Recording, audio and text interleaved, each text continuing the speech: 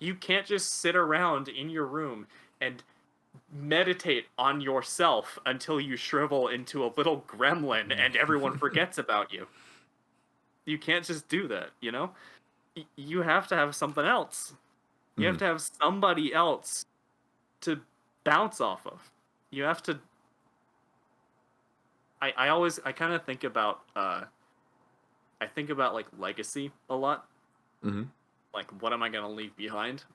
And sometimes it grates on me that I haven't really done an awful lot yet.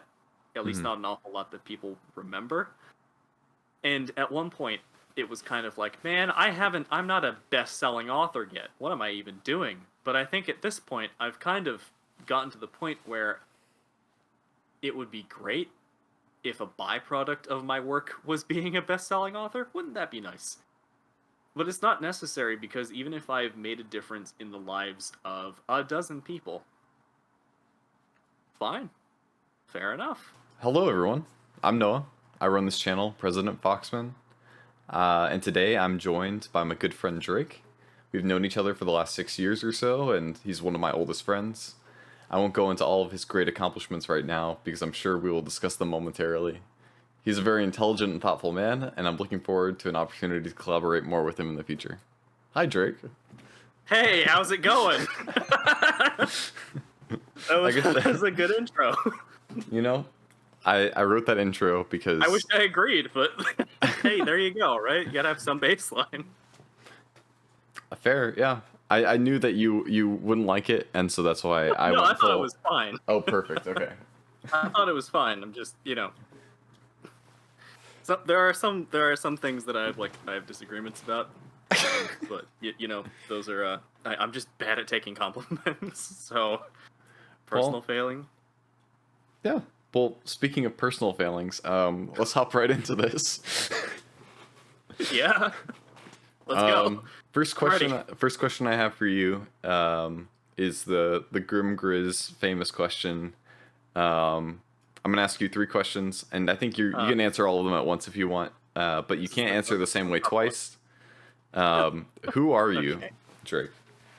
I don't know. Basic identification. My name is Drake. I am roughly 6 feet 1/4 inches tall. I am a lad. I live in Washington. I have a degree in linguistics, but I hardly use it. I am 24, which is not old, but not as young as I used to be. And I have begun to accept that.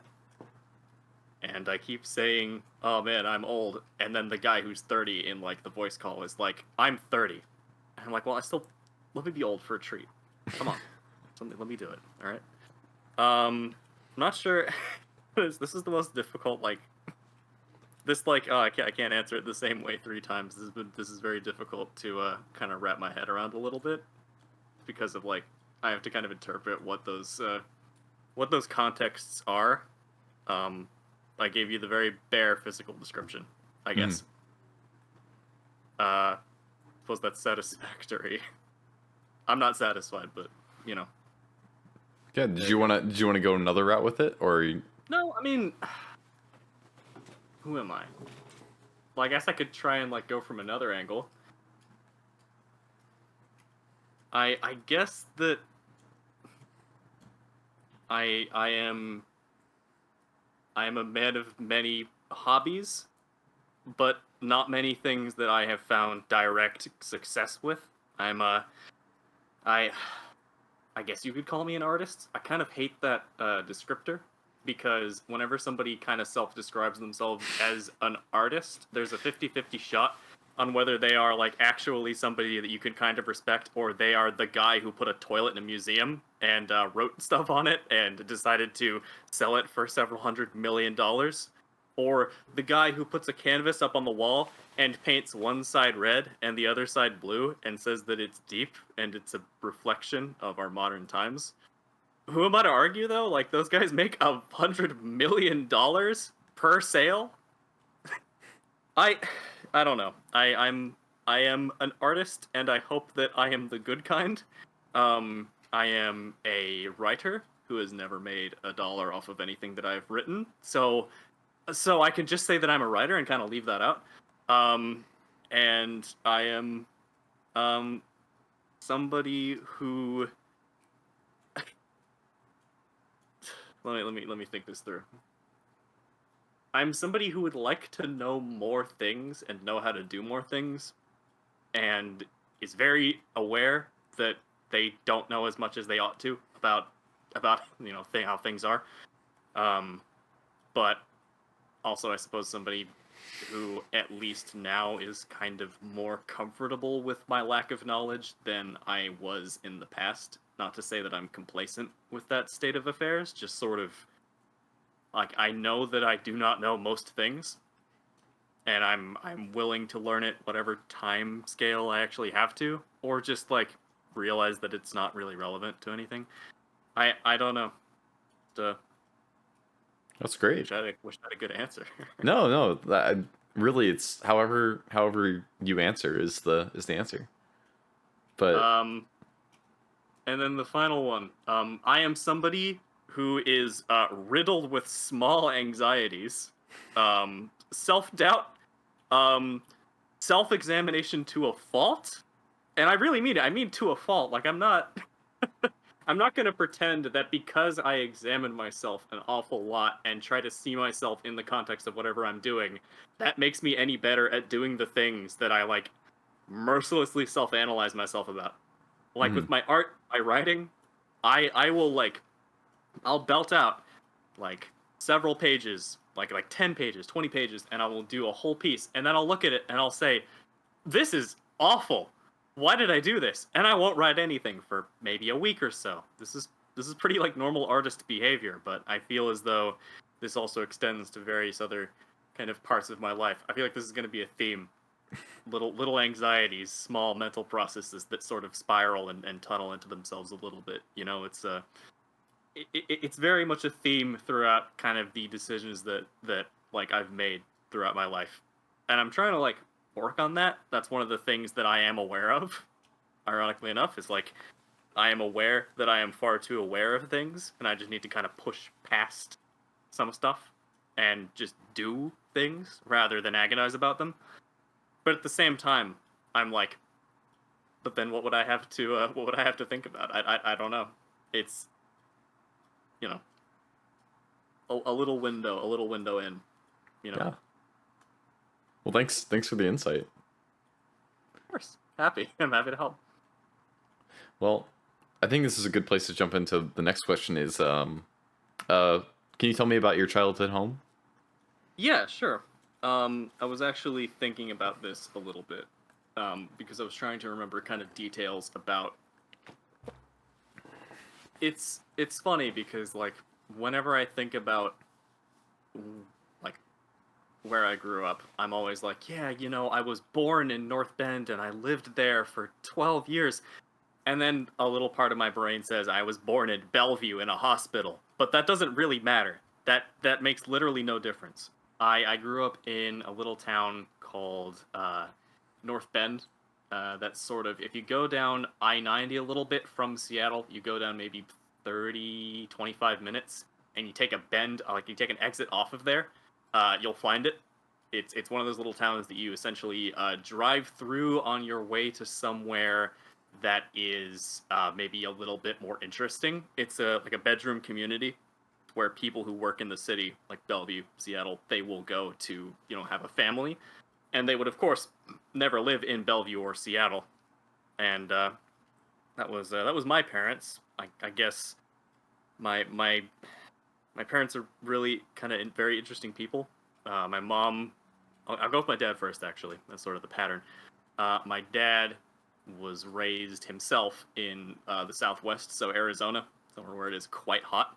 Um, and his dad, so my grandpa, um, was I think an engineer on the local Phoenix television station, and I don't remember what the affiliation of that was. But it was really cool, kind of like hearing about that, and then kind of looking at like my grandpa, being like, I can't see the connection But that's just super cool. That's a great experience, and I think that my grandma on that side was a school teacher for a long time, and she had they thought it was polio, but it was like something else, but essentially limited mobility quite early on.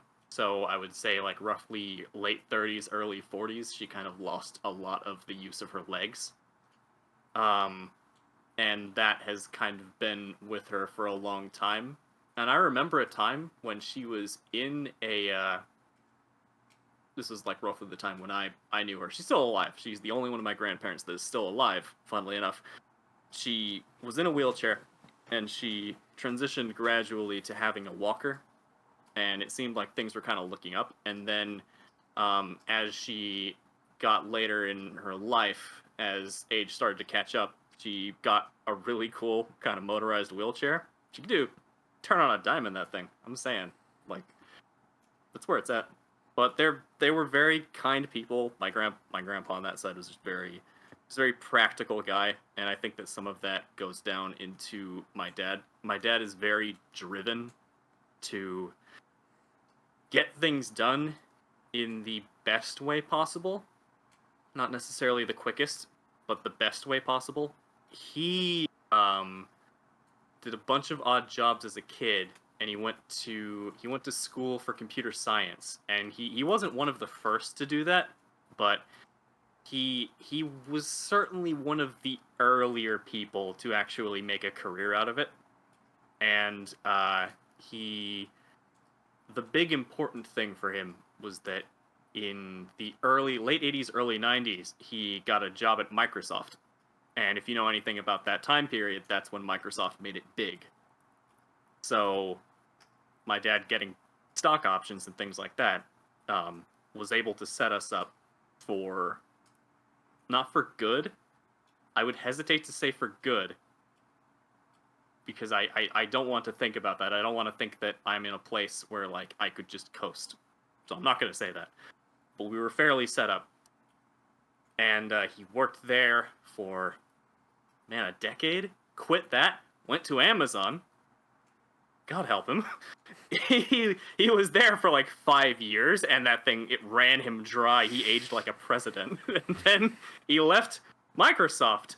And he was retired for a little bit. He like worked on things on the side.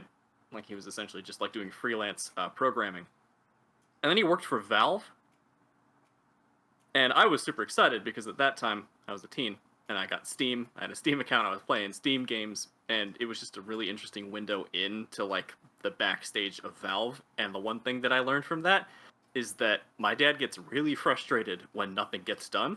And do you know who gets nothing done? Valve Software. They are coasting off of Steam, or they were at the time. They were coasting off of Steam. Their big flagship was Dota. We all kind of know how that went. Very successful, but people are still waiting for certain other projects. And Dad quit like sometime after that, and now he is working partly overseas. He's in charge of a couple. He should really be retired.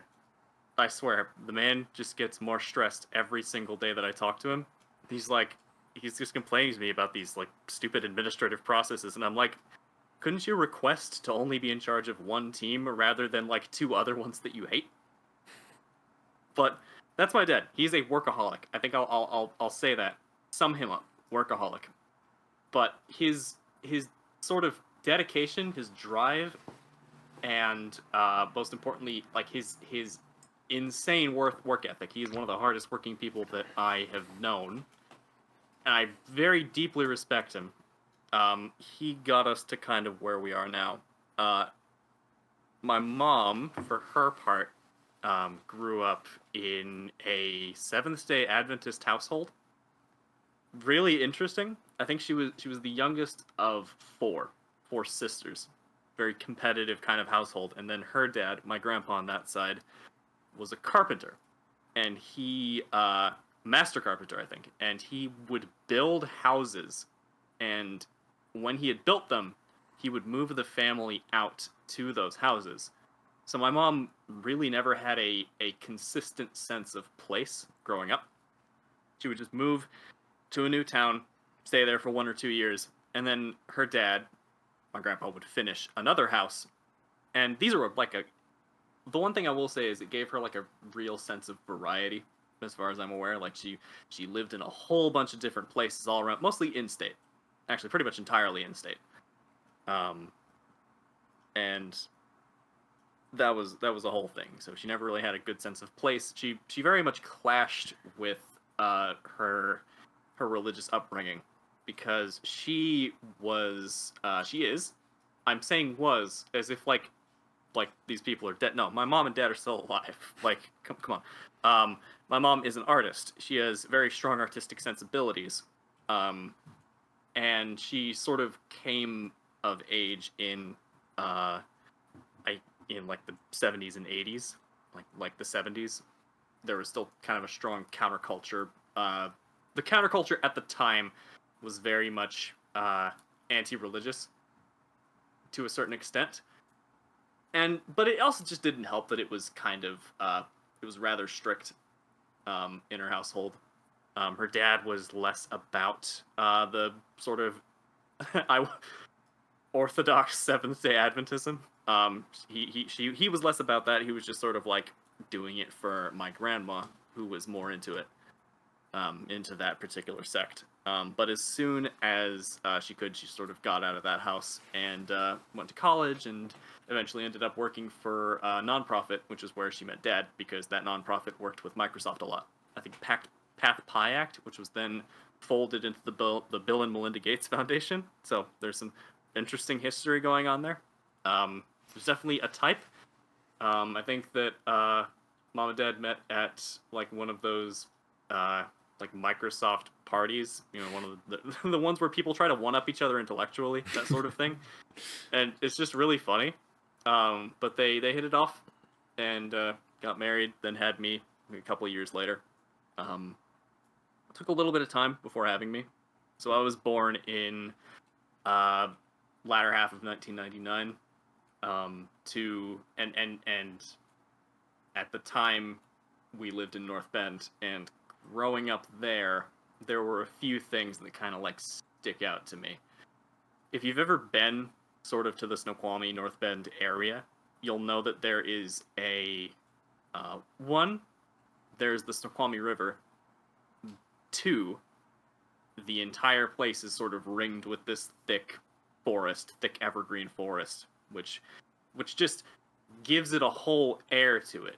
Twin Peaks was filmed in this area. So if you ever watch that show, any of you out there, or know if you've ever watched it, it is you get a feeling for what kind of the climate was like. It rained all the time there, and when it wasn't raining, it was dead hot, essentially, because we weren't near enough to the water where the temperature actually equalized itself out. Where I am now, I'm very close to the water, and so it's very like calm and temperate. North Bend, no, it was inland enough where you get crazy windstorms coming down from the mountains. You get torrential rain. You get snow that buries itself maybe 2, 3, 4 feet. That's nothing to the Midwest, but like it was something for the other places in the state. And for the mountain, there was a giant mountain that was sort of looming over all of us and looming over me as I grew up. And sort of growing up in North Bend just solidified a sense of I was never out of sight of that mountain. And it was a very unique feeling, because anywhere I looked, even if I was in the downtown area where there's the densest population of people, I could look and I could see just the wilderness around. And it was a really interesting kind of mixing, like a melting pot of sorts of different influences. When I was pretty young, the house got remodeled. And so we went from a fairly decently sized house, like a single floor, but like pretty good for like a single floor house, to like a 2-story. It like ballooned in size because Microsoft. Like, and so I grew up in this massive house, right? And there was a big backyard, and lots of room for me to kind of run around. We were in a decent neighborhood, and so everything was very safe and kind of hemmed in. I would not characterize my parents as helicopter parents whatsoever. I do not think that they really were like that, especially as I got older. Um, but I did kind of learn a sense of caution from them, like a very deep sense of caution, which I think feeds into certain mental processes that I'll kind of get into later that I have, and that most saliently my mom has. My mom and me are very similar. My dad and me are very different. We'll get into that too. That's a whole conflict in and of itself. There's some very Jordan Peterson shit going on here. I don't know. I think he might have a few comments to say were he to hear this, but you know. I grew up in a household with, on the one hand, a workaholic father and a mother who was very, very creative, had an interesting way with words, would just twist things around kind of in very playful ways. And so it shouldn't really be a surprise that, like, when I was about 3 or 4, my mom bought me a drawing pad, like a big one too, like pretty large, and some crayons, and was just like, here, have this, draw.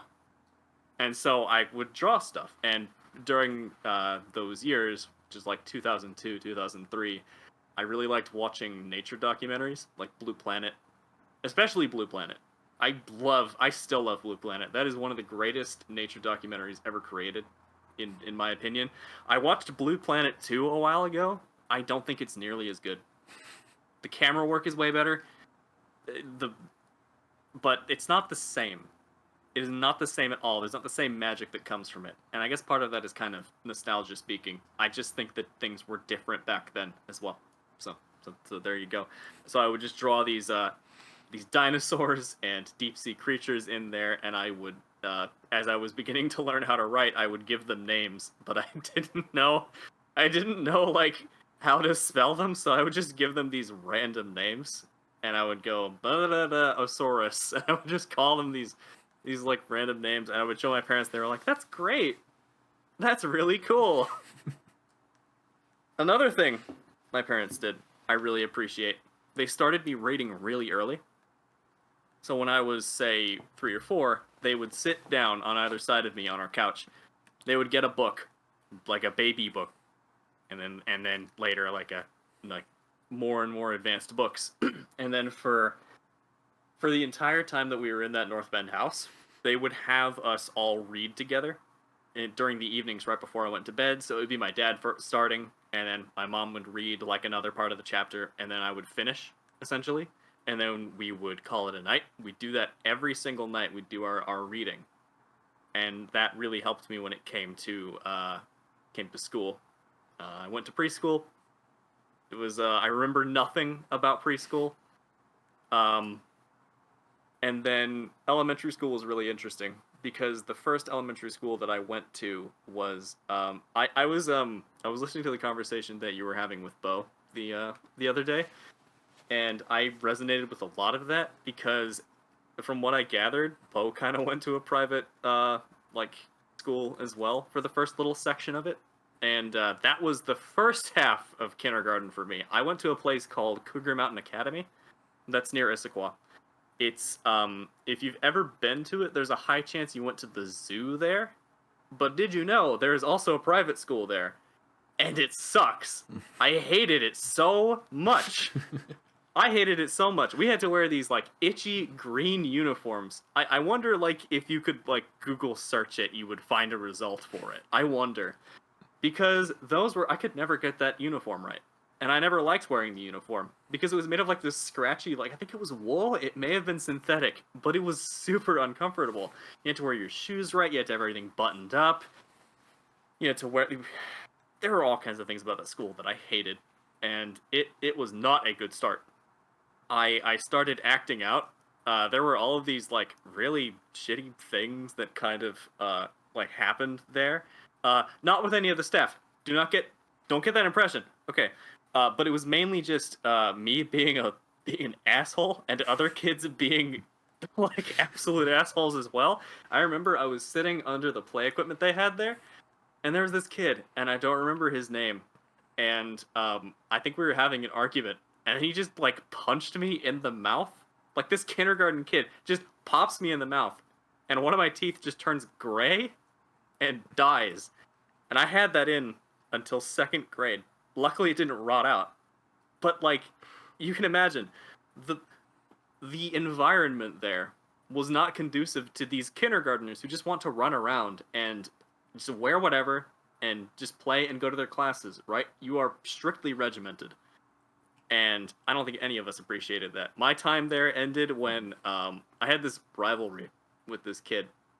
And I don't remember his name off the top of... No, I do remember his name. I'm not going to say it. I just remember.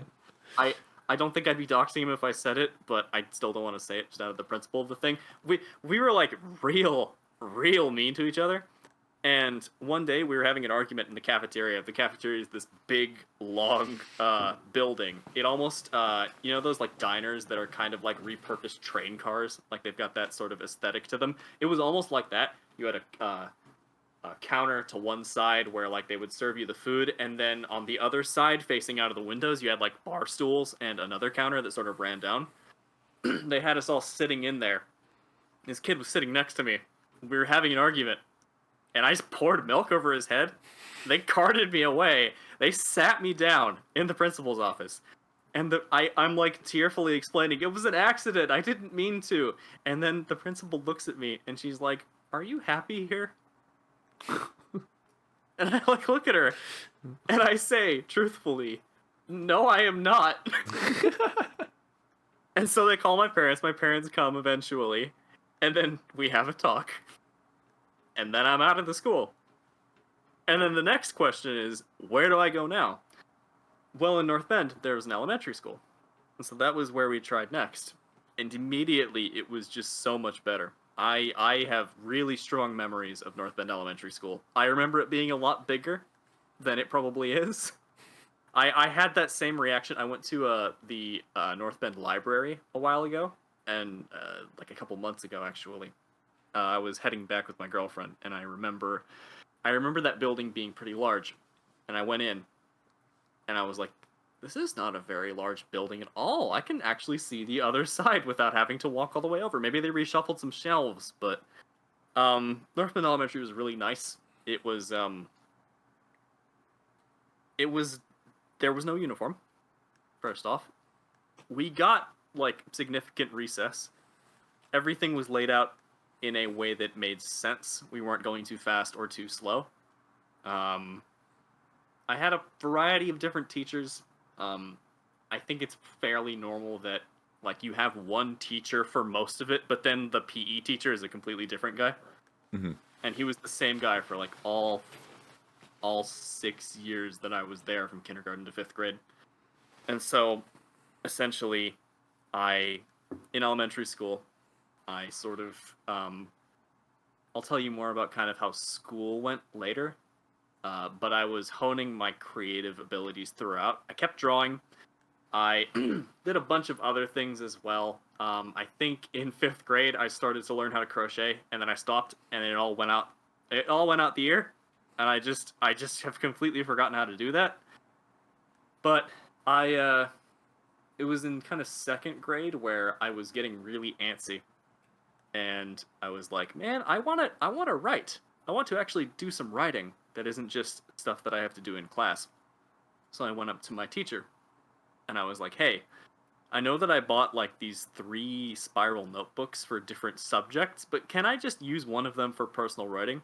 And she was like, yeah.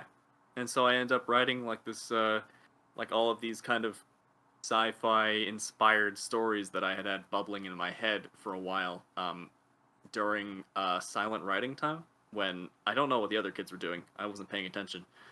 I'm gonna like go out on a limb. I think that with my background of reading since I was very young, and even just like silent reading earlier than other people, I think that the quality of my writing was probably better than about 90% of people there. I don't say that lightly. I've thought this through. I've been like, all right, given background and like what I had been doing before, this is probably true. And I was very grateful for having that opportunity because I just kept writing and writing, and I would write at home, I would write at school if I could. I started making these comics, like comic books. I had never really read comics beforehand. I just sort of knew what comics were supposed to be from like osmosis. And I did also have like the Lego Bionicle comic books from like all the Lego sets and things like that. Oh So yeah. I king shit. So I was reading that, and I based a lot of it off of that. I had Legos too. Shouldn't even need to be mentioned. All of that kind of flowed together. My writing got better. My art got better. I got really into Pokemon, and that was my hyperfixation for a while. I remember at one point I could recite all of the Pokemon by number and by type all the way through Generation 4 to the end of it. I was you had the numbers from like 1 like 1 to whatever 300 or right? whatever. 300 some, 400 some odd, right? I had them all down. I had typing down. I didn't have like type matchups down, except that I knew like fire good against grass, water good against fire. And the other stuff, I'm like, why, why is psychic good against fighting? What does this even matter, right? Mm-hmm. Why? But I had very like kind of typical interests, and I wasn't very good at school. I was fine at writing. Obviously, I was fine at reading. I was fine at all of that comprehension. God, I was bad at science and math though. I was terrible at that, and I got better eventually, but like I remember having to sit in class to finish math assignments pretty regularly. Also remember just straight up not doing math homework when I got it taken home. I had a backpack, and I would just stick it in the front pouch of the backpack when I got math homework handouts. And I would expect my parents just like not to check there, and then they would check there, and it'd be like, Drake, what is this? I'd be like, I don't know. It was just there. And then I would have to sit and I'd have to do it. And of course, because I hadn't done it, I wouldn't know how to do it very well.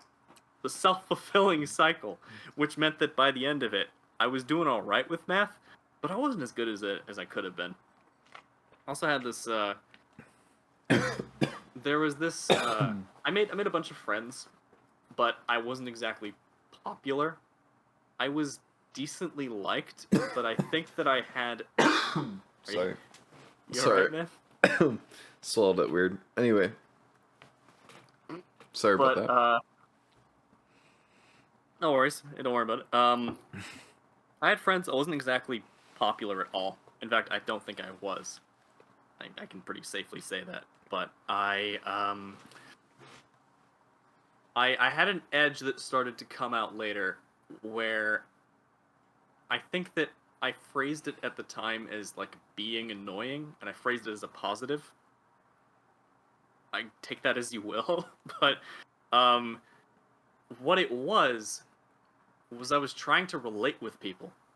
I was trying to relate with what was kind of popular at the time, because I saw that the popular kids, they were all doing kind of the same things. So for example, at the top, like late elementary school, Call of Duty was kind of getting big. You're getting like the prime Xbox lobby culture, you know? So I was hearing about all of this, and so I would kind of pretend that I knew what Call of Duty was. I didn't have access to a computer at that time. My mom and dad did. I didn't. I couldn't just look this up. I couldn't just order games. We didn't even have Call of Duty. We had a Nintendo Wii. My first console was a GameCube.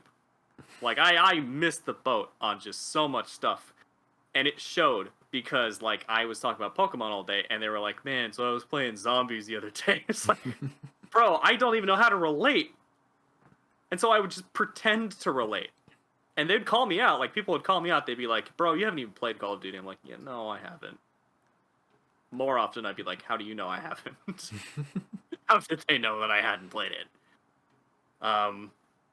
And that sort of impulse to kind of fit in was very strong for a while. and it did kind of result in me being kind of the irritating kid who would tag along with a bunch of groups that I really, by all means, should not have been involved in. You know, just based on our common like hobbies, interests, that sort of thing. When people were into sports, I did not do any sports in my entire time, my entire academic career. I did none, zero, absolutely none.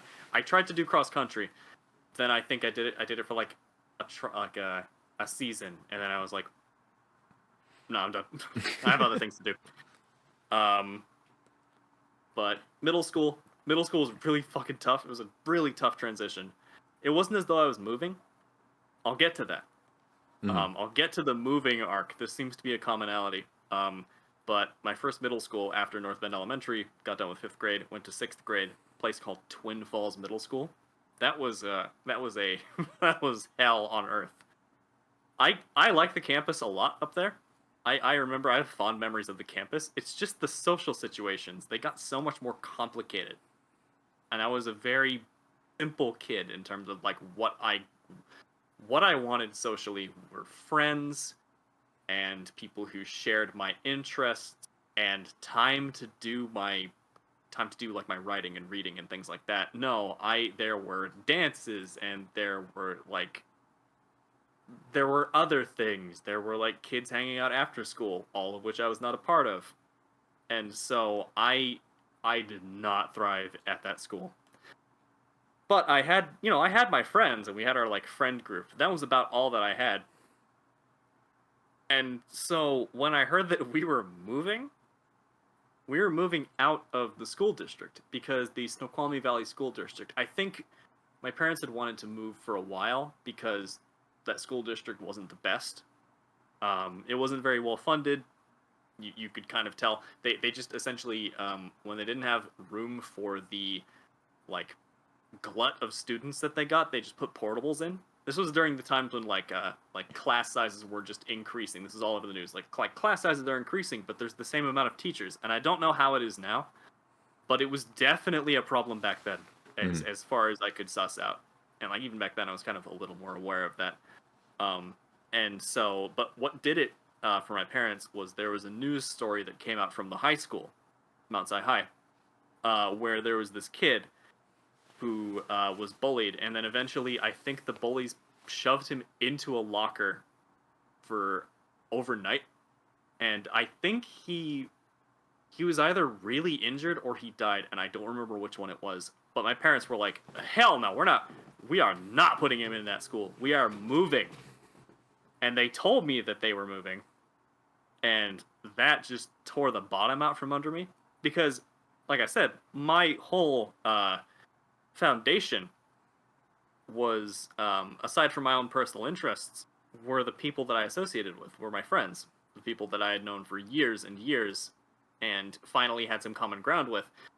And I was told that all of that was essentially being torn away.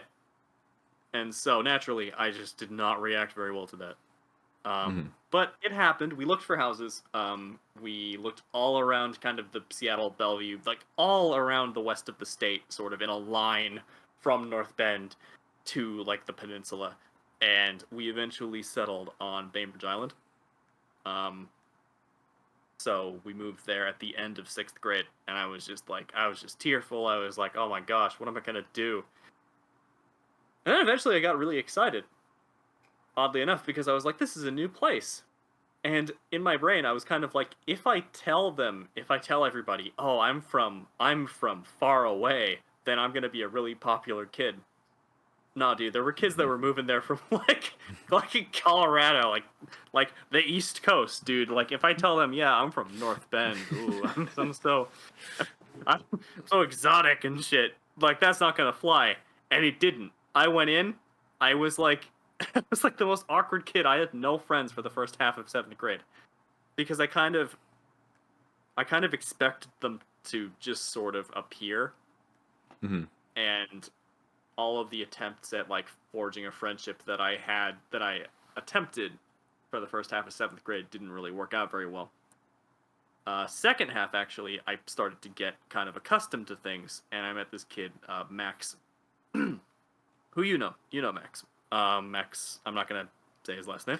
It'd be That fun would to be talk to him too it about would one of be actually these. really Yeah. fun. Yeah. Yeah, I could shoot him a link to like, hey, like Noah's doing some conversations. You want to pop in? Say, like, tell him what's going on with you. But That'd be great. that'd be super cool, actually. I would love to like facilitate that. Could do like a 3-person thing. But anyways, I met him and we really hit it off. I don't know. I don't actually remember why. I think we were in the same science class and we were doing a science project and we bonded that way. And we were like hanging around. And as we sort of went from 7th to 8th grade, Max was like, "Hey, by the way, I do these home movies. These like they're like they're like fun action movies." And I watched one of them and I was like, "Man, this is terrible. I want in. I want to do this. This sounds really fun." So we started to make these movies and I sort of met a bunch of Max's friends and that was my first friend circle. That Mhm. was it was a small but a well-staffed group of friends, and I was like, man, I'm getting somewhere. I'm not exactly happy. Middle school is hell, but I'm doing better than I was, and I have these movies to fall back on. Right? We would film uh these god awful action movies. We would use Nerf guns, and we would just like we didn't know how to like frame anything. We half knew how to edit. It was mainly Max doing it. I didn't know how to act. I was doing better than the other kids though, and like we made some classics, um, some classic movies, 5 minutes, real long, um, and we actually kind of got a name for ourselves at the middle school, um, like our class, and they were probably laughing. Let's be real, but Mhm. there was also like a level of, hey, these guys are putting themselves out there. This is no small feat. Um, and that kind of got to my head. We'll get to that in a little bit. This was also, I think, where I met Noah. I believe that was 8th grade. I think you came in and you stop me if you don't want me to tell this story, but I think it's really funny. We were Go sitting ahead. at like the lunch table, right? And there's this new kid that I haven't seen before, and I look over at him and I'm like, "Bro, what's the 7th grader doing at our table?"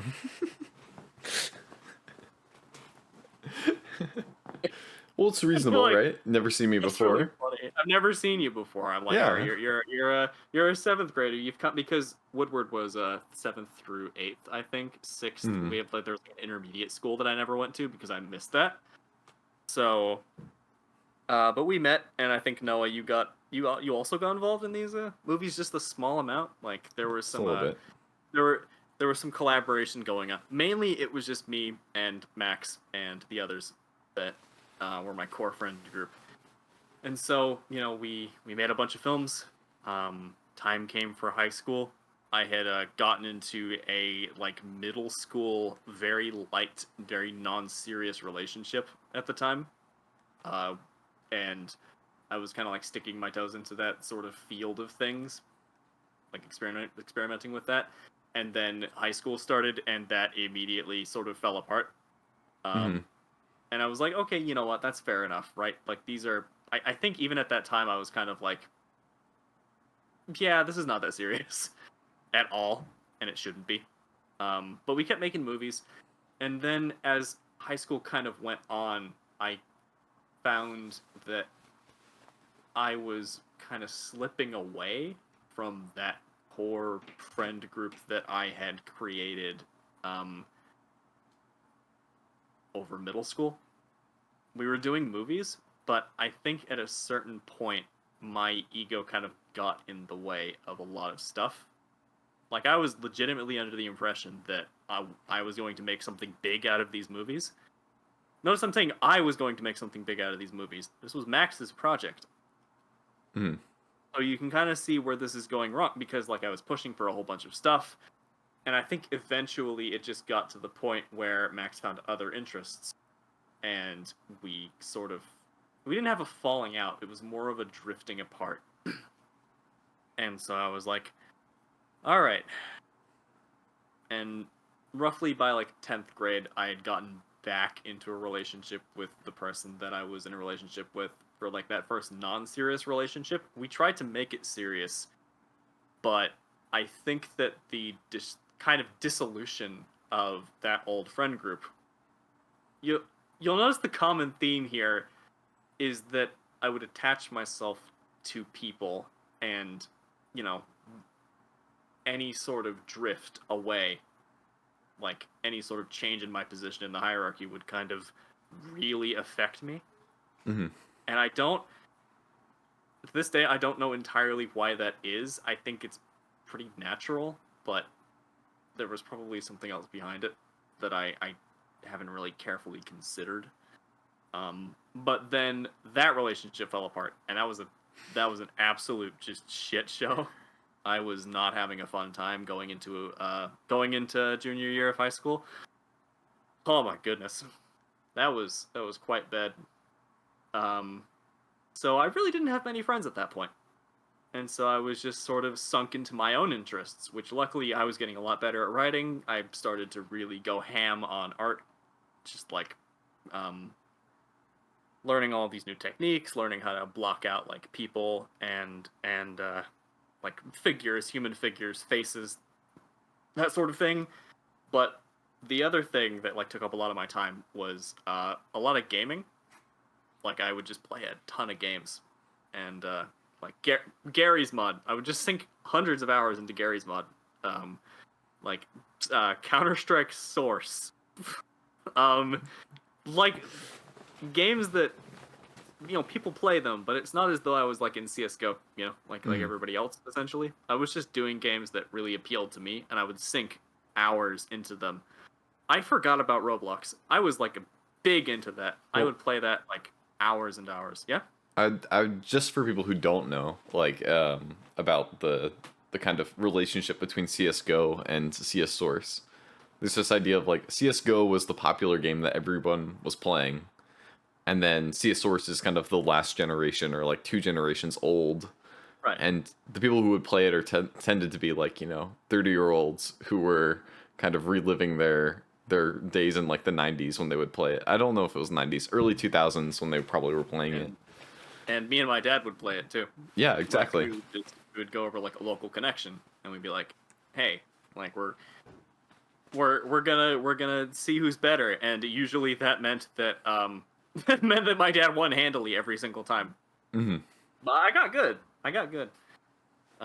Same with Mario Kart, but it's different. So I was sinking a bunch of time into very personal things. And it was kind of during this time that I unearthed some of my old writing from back in elementary school. I'm going to kind of zoop a little bit back because this is very relevant, and I probably should have said it in the elementary school portion, but I did not plan this out at all. So I'm go for it. But back in elementary school, my friend group and I, our imaginations kind of ran wild. At the back of the playground, there were these fields, and at the back of those fields, right before the baseball diamond, there were these 2 trees. There were technically 3 of them, but the one that we really liked was there were 2 trees, and they kind of intertwined, and there was an arch in the middle of it. And we set up shop around that tree, and we kind of role-played that we were like members of a kingdom, essentially.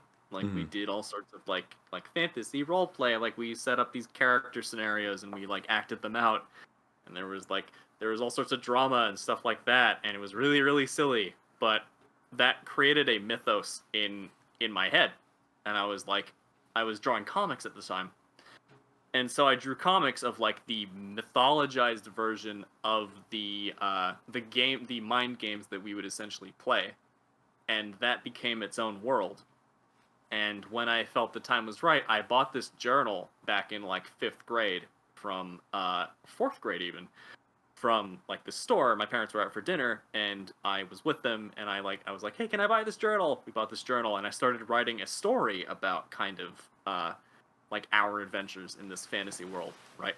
Mm-hmm. And it was through that I kind of actually fleshed out that world and made it distinct from the real one, to a certain extent. Like we all had different roles. We were all, pretty notably in like positions where we would go off an adventure for basically no reason in that draft. Like I just wanted to write an adventure story. Yeah. And I got pretty far in it, actually. Pretty far for the time. I got like 30 pages in. And I'm sure that if I went and I transcribed that onto a Google Doc, it would be like 15 pages. But it was still, like, we got through some plot points. And then Mm. I dropped that for a while. I dropped it around midway through 6th grade. And it was sitting in a box for the longest time. And then in like ninth or 10th, I think it was ninth grade actually, the end of it, right when things started to pull apart at the seams, where I found this old draft and I started reading it. And I was like, hey, I remember this. The writing that I had been doing before that point, between sort of the year that I moved to Bainbridge and that point, was actually around Roblox to a certain extent.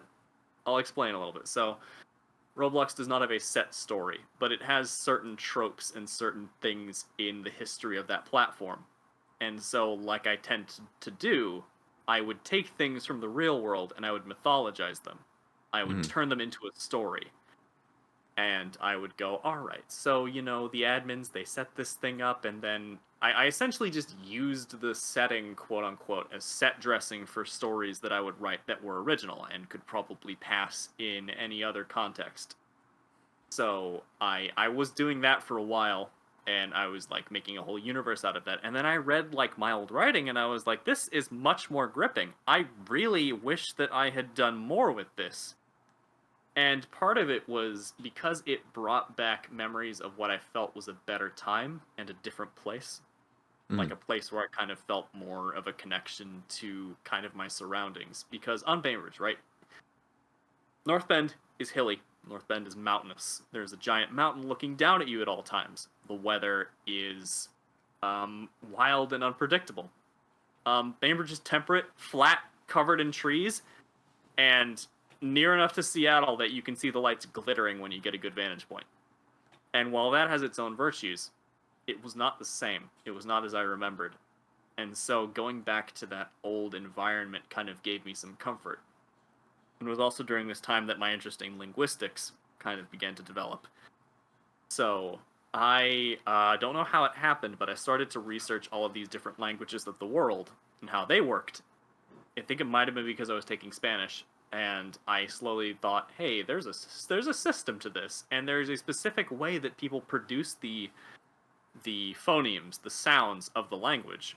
Mm-hmm. And I'm noticing an accent, and there's this variation in this environment, and a different variation in this other environment. So in an attempt to try and do better in my Spanish class, I kind of stumbled upon other languages, and I was like, hey, wait a minute. These are all really different from each other. This is really fascinating stuff. Mm-hmm. I had no idea. I hadn't thought about things like that before. A foreign language to me was a foreign language, and I didn't give a shit about it unless I had to learn about it for school.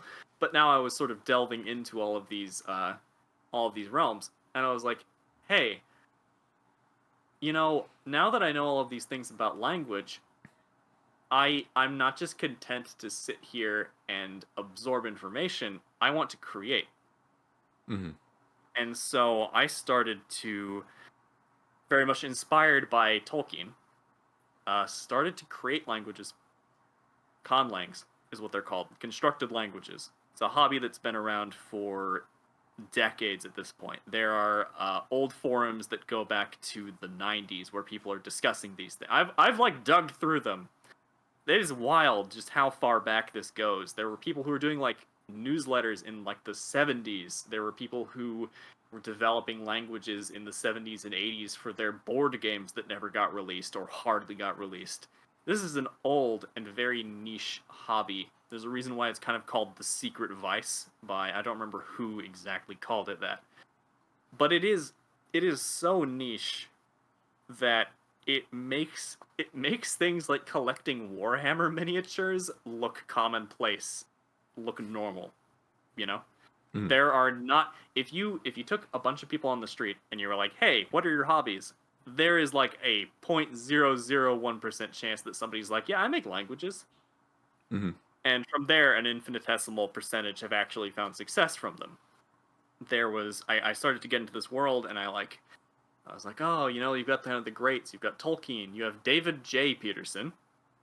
not Jordan B. Peterson, David J. Peterson, who is the guy who created Dothraki for Game of Thrones. He's pretty famous. There is the guy who created the Na'vi language for Avatar. Mark Okrand, who created Klingon for the Star Trek motion pictures. He did a bunch of other things too. I think he did the language for the Atlantis movies from Disney. But you get all of these people in surprisingly high places who have done things like that. That's their contribution. They know about language, but not only do they know about language, they can apply it. And they can apply it in a way that most other people don't. They can create it. And when I say create, I mean it. It's a bit of an approximation because a language will never really be complete. It will be satisfactory, maybe, but I think that I have never made a language that I find to be complete because there's always something more that I could add to it. There are infinitesimal nuances in human speech that make it so that even if you put hours and hours of work in, there are contexts for which you are kind of left grasping. So I got into this very complex world and sort of sunk deeper into that and started to, from the notes that I had taken and from some of the things that I had written in that journal, put together kind of a setting. And I discovered that I really liked putting together, I really liked world building. I liked putting together the setting in and of itself because it just let me kind of step into another world in a way that I couldn't if I was just reading. I can dictate the terms of the world.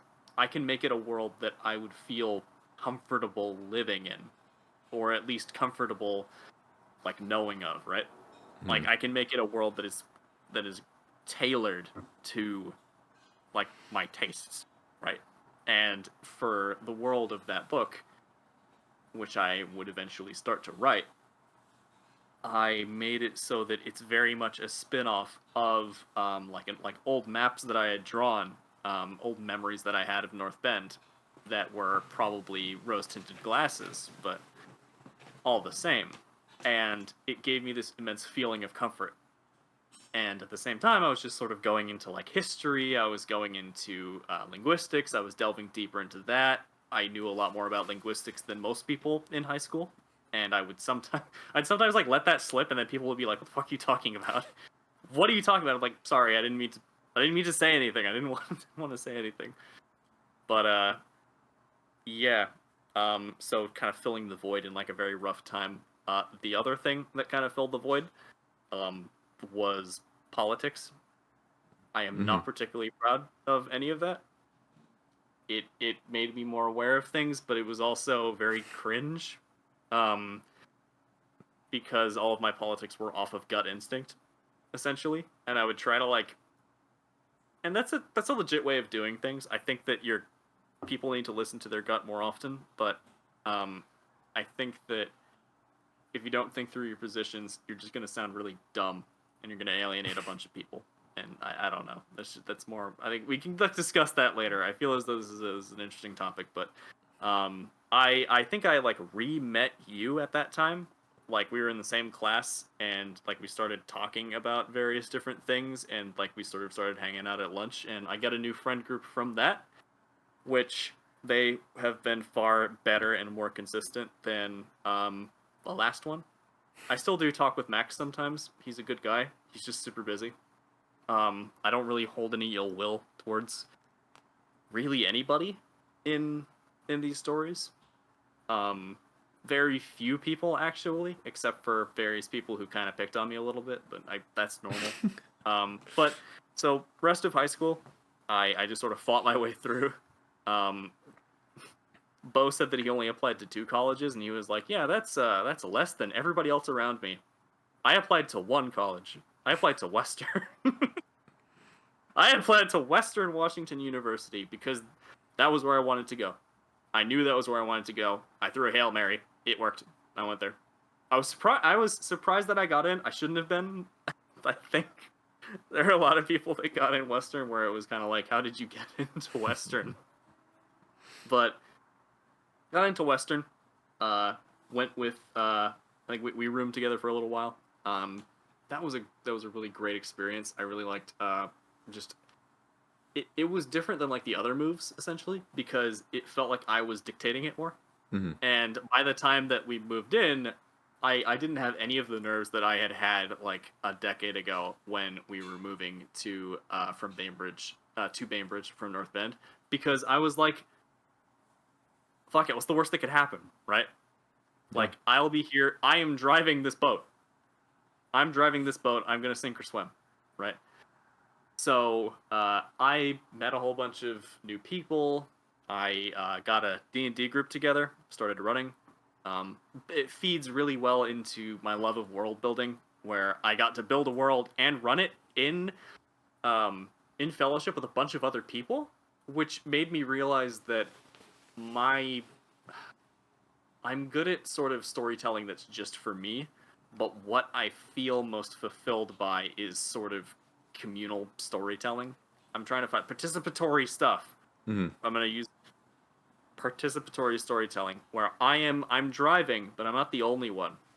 I am essentially we are essentially telling a collaborative story. We're sitting around a fire, or in this case, a table rented from the library, trying not to be too loud, forging this story that really draws us in, right? For Mm-hmm. better or for worse, right? Like I don't think I was very good for that first campaign, and then I did a second campaign with a setting that I had worked much more on, and that was just super fulfilling. I'm still running in that setting, so like I am. That was the one that stuck, and at the same time, I was uh, I was sort of figuring out what I wanted to do in college, and at that point, I was kind of like, you know what, linguistics is really interesting. I don't really want to do it for a career. I don't think that it would get me very far. But then eventually, by a certain point, I was like, screw it. I'm gonna go into it, and I'm gonna see it to its end. If it results in something good, if it doesn't, then I will have at least done something. Mm-hmm. So I declared my major, um, and I went down the linguistics tree. I met a lot of great people in that major. Unfortunately, the pandemic kind of made it a little bit difficult to actually meet people in person, but I kept in touch with those people that I had like found commonality with in college, and like I just sort of kept going with them. Built up good, genuine relationships with a lot of people. Um, Honed my skills creatively and sort of academically. Went deeper into the field. Um, then I sort of came back to campus senior year and finished my degree. Closed that. Um, Sort of entered a bit of a religious phase. I don't know what to call it. We'll discuss it a little bit later, I imagine. But that was really interesting because neither of my parents are religious. My mom, for reasons of aversion, my dad is just sort of like he never was really into that. But I kind of experimented with that almost, and it was real. It was very real. It's just that things drove me away, and I'm still trying to figure that out. But that was basically a big thread running through that year, and it made me sort of sit down and consider like, how am I living? You know, Mm-hmm. how am I living my life? What am I living my life for, per se? Right? Am I just living to live, or am I living for something else? And I was, I think, in the end, really grateful for that. Just that whole community that I found myself in. And graduated. Um, Immediately after I graduated, started dating a girl that I had met in my major. We're still going.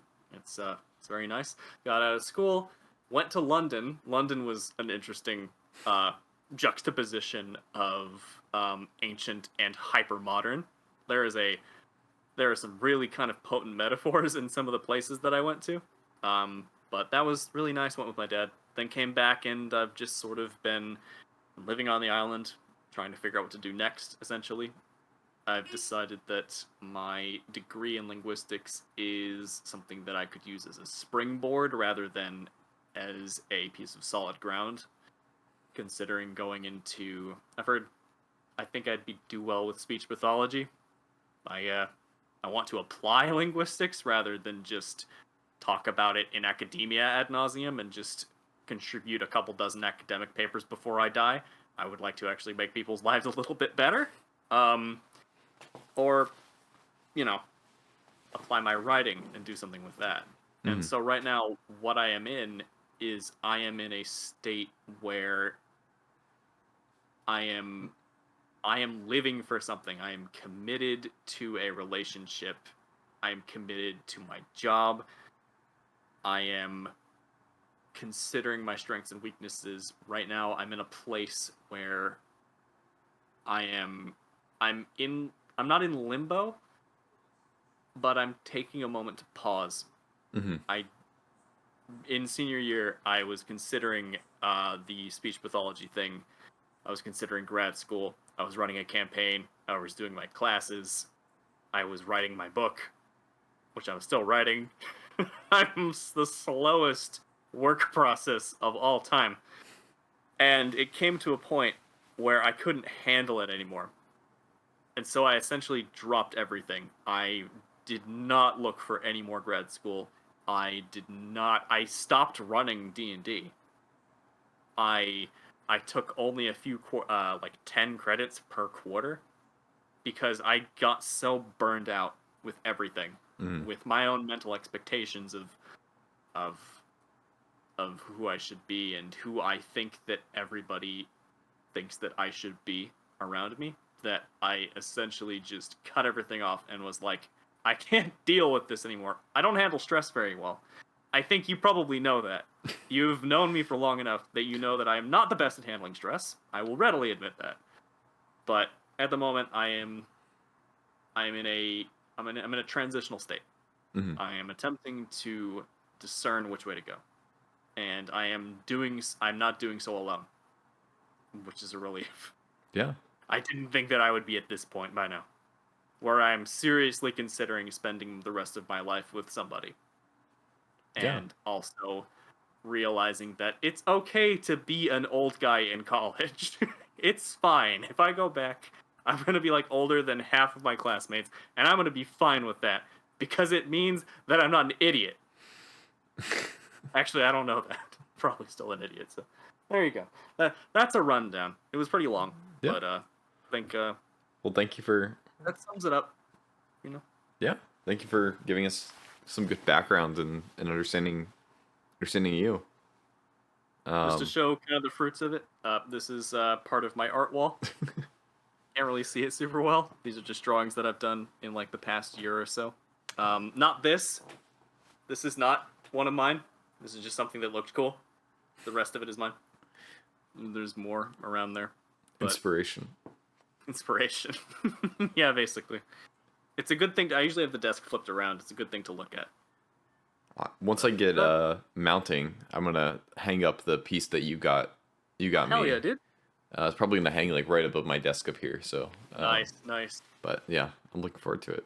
I was kind of worried when I like got you that. I was like, how much wall space do you have? That's the problem for me right now. There is if I were to pan my camera around, there's not a lot of wall space around. I've like filled a lot of it, and there's bookshelves, and we're two people living in one room. Yeah, there can be a lot. It's a bit cramped. Yeah, yeah. It can be difficult, especially if you're living in a smaller space. But you know, it's fun. There's something kind of like camping about it. You know, you kind of roughing it. You gotta scrape together. You gotta figure out how you're gonna allocate your space. I'm planning on taking my closet doors off, clearing out some of the stuff in there. Probably going through some old papers and seeing what I need to get rid of, and then putting bookshelves in. Not having them installed, just sort of shunting them in, and just using that to store books. Using the shelves over here to like store other stuff. It's a big game of solve one problem, two other ones emerge. It's like I'm battling the Hydra. It's like I'm like cutting off a head, and there's two other ones that sprout from its stump. It's kind of that's why you gotta burn them off. Gotta burn them off. gotta burn my furniture. Yeah. I guess now would be a good time. We can kind of dig into these other questions, kind of reflect on them. What would you say is most important to you? I think that what is most important to me, unironically, I don't know why I would say that. What is most important to me sake. What is most important to me right now is my relationship with my girlfriend. I think that it's commitment, really. Mm-hmm. I think that my relationships in the past have been a lot less serious and a lot less thought out, and going into them I was a lot less mature. And so now we've like entered into this, we've been going strong, and it's kind of like I want to make something of this. I want to make a strong house eventually for when I don't know when I'm going to actually pop the question, but it will happen. So just want it to work, and it has been working. Yeah. I want to broaden and sort of like deepen the relationship that we have, and then um maybe start a family, but everything that comes first. Mm-hmm. Health of that comes first. Yeah. Sometimes to the detriment of like my own like well-being, when I'm not going to prioritize myself, and then and then my girlfriend is just like, and Sierra's like, hey, I you should really like look out for yourself. I'm like, all right, fine, I'll try, I'll give it a shot. I will think about taking a little bit to do this one thing and take some time to myself, but like I don't know. I think I think that you especially know the richness that can come from that sort of arrangement. Just understanding that understanding that a relationship isn't just a transactional thing. It's not just the feeling of love that like you have. It's not just like the passion. It's more so the day-to-day relationship. Mm-hmm. It's more just working through things as a team and understanding that like things aren't always going to be perfect, Mm-hmm. that sort of thing. And and through committing myself to this um to my girlfriend, who I hope will someday be more, I I have kind of identified problems that I have. I've thought more deeply about who I am and who I want to be, and I I have finally begun to cringe at high school memories. I'm like, dang, you know what? I don't know. Like there have been points in the past that I've not been proud of. Like Yeah. there are patterns that I don't want to replicate again. There are personal attributes that I don't want to fall back into, because like I know that I have problems with some things. I have mental thought patterns that aren't productive. Like I said, very anxious, and that doesn't gel very well sometimes with say openness, right? Being open with your partner. It's kind of like, well, on the one hand, I want to tell her, certain things, certain reservations, but on the other hand, I'm like, if I tell her this, will it go badly? And I've learned that just openness above all else essentially is what you need, right? If you're keeping secrets just because you're worried about how they'll go over, well then what's the point, Mm-hmm. essentially?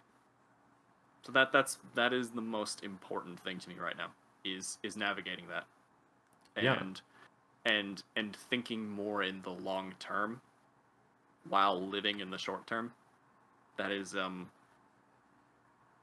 it's it's been a hard juggling act, kind of trying to fend off the anxiety of the future and what it will look like. Mm-hmm. But I find that this present moment is very nice, and I kind of find myself going back to like what we're gonna create, what I'm gonna help create, Yeah. and that assuages some of my nerves, and sort of the unconditionality of love as a relationship rather than as a fleeting feeling, right? Mm-hmm. It gives me strength. Yeah. Like working towards something other than myself. Mm-hmm. It sounds like it's pulling yourself outside of yourself, right? Like there's Yeah, outside of my comfort zone even. yeah. Like it's I've thought about things that I haven't really thought about as somebody who was single, right? I've been like, oh shit, where? where are we going to live? What are we going to do? How are we going to make ends meet?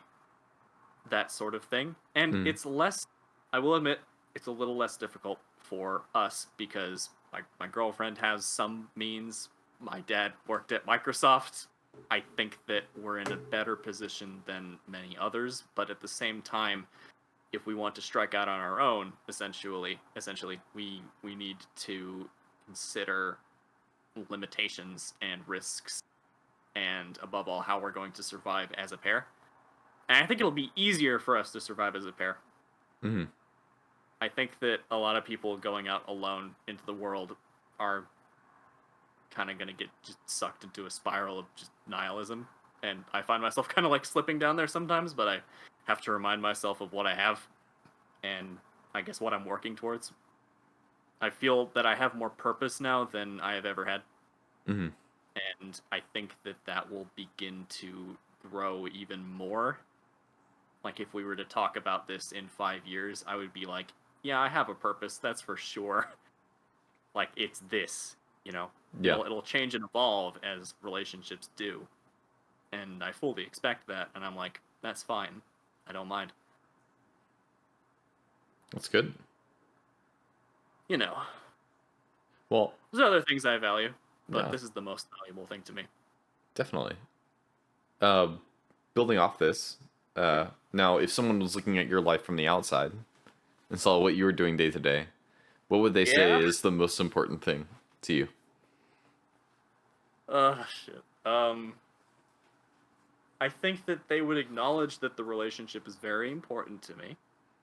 They would also say that I'm a big fan of video games and agonizing, I think. In terms of like physical things, yeah, video games and D&D, pretty important to me. Work a little bit less so. Like, right, I would not say that my job is anything that I'm particularly passionate about. It's something that I want to be good at, and that I am, but it's not something I'm passionate about. So they would, I think, acknowledge that. They would acknowledge that, you know, my relationship with my girlfriend is very, very important to me. They would... I think that one of the things that they would notice is lacking, ironically enough, is any sort of consideration of academics or career, frankly. It's a lot. And it doesn't get any better now that I'm out of college because I already have a degree under my belt. And yet I'm still not particularly satisfied. I don't really know where I'm going to go with it. Because all of the ideas that I have are... all of my greatest passions are things that are not particularly viable outside of rare circumstances as a means of supporting myself and the people I care about. So they would kind of get on me about that. They'd be like, hey, you should prioritize this more. This looking at the future. What will work for you? I think that they would probably say that I value comfort a lot. Not physical comfort necessarily, like mental comfort. Like, if I'm stressed, I'm going to play Minish Cap for a little bit currently. I'll play something else. I will draw. I will do something else. I'll scroll through reels with my girlfriend, that sort of thing. I won't front it head on. And I've identified that problem, but it takes a hell of a lot of effort to actually address it. Because I know I've talked a great deal about commitment, but the commitment to do something that you could be doing for the rest of your life, it feels like a heavy choice. Do I want to be doing this or this for the rest of my life? Do I want to be doing speech pathology for the rest of my life? There are pros and cons, and I'm not very good at sorting through them. That is a distinct weakness. I hope that that's answered.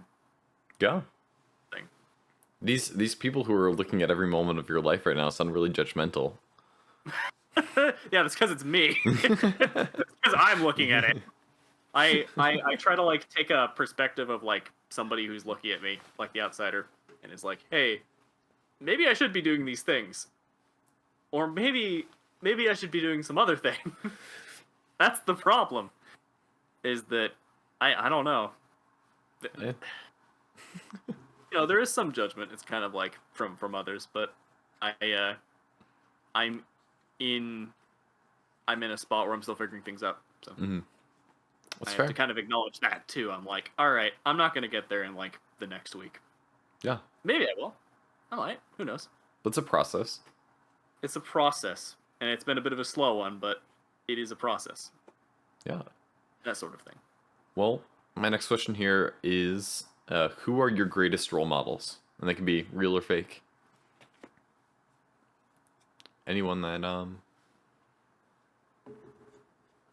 comes to mind. My dad. Mm-hmm. I think that I've told kind of like very hard. He's extremely hardworking. He sets his mind to a task and he does it. And he strikes a balance between now he does. He strikes a balance between a firm hand and a friend. Mm-hmm. And that's the kind of man that I want to be is like I don't just want to be a pushover. I I want to be somebody who people can come to for guidance, but also just to mess around with, like just to fuck around, have a good time, right? Mm-hmm. I I I don't want to be a strict disciplinarian, but I also don't want to be just an absolute softy. I want to have moral character. Sometimes I feel as though I lack in certain respects, that sort of thing, and I also admire that my dad like knows what he is doing and why he is doing it. Mm-hmm. He knows that distinctly. He has goals. He's very good at that. So I aspire to be kind of at that level, right? Mm-hmm. Um, gosh, I'm trying to think of any other ones. I'm really bad at like I don't really have role models per se, other than I think my godfather probably. Mm-hmm.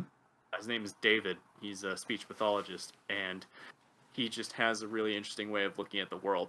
And he's been a moral and ethical kind of guide to me. I've come to him with like big questions. He's almost as much of a father to me as my actual dad. Mm-hmm. So I owe him a lot.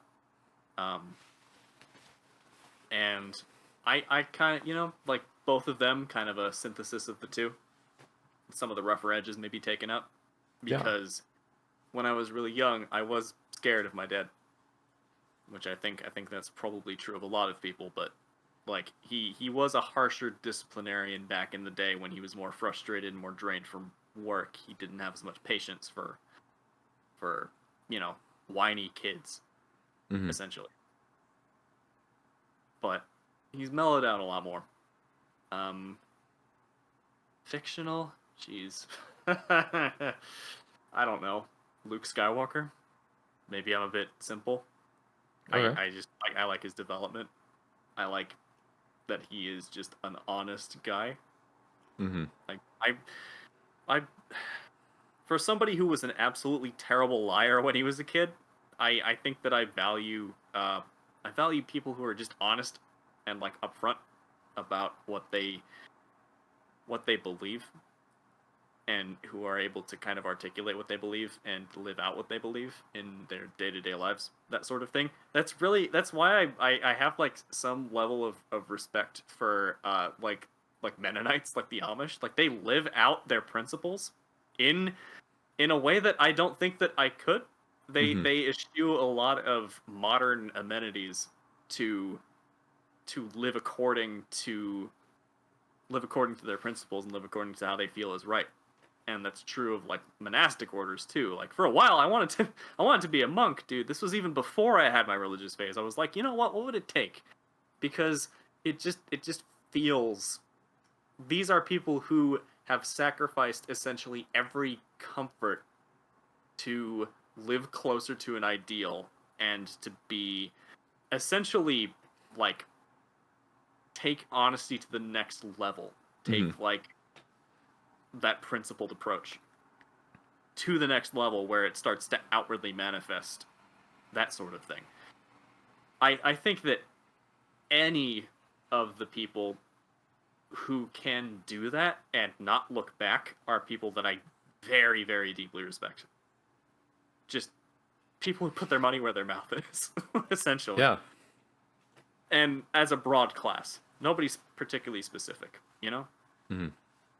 I just see that discipline, and I'm like, bro, I wish that were me. I am not a disciplined man, though I would like to be. And so I have to kind of look to, you know,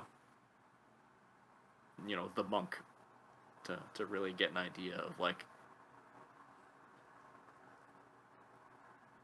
the logical end point of living your principles, you know? Mm-hmm. And even people who aren't all the way there, who are just like they're honest and upfront with you about what they believe. Like a lot of the Christians that I met in my senior year, some of the pastors, Greg, I think that was his name. There was a guy, Jeff. Mm-hmm. Jeff. He seemed to know where it was at. Mm-hmm.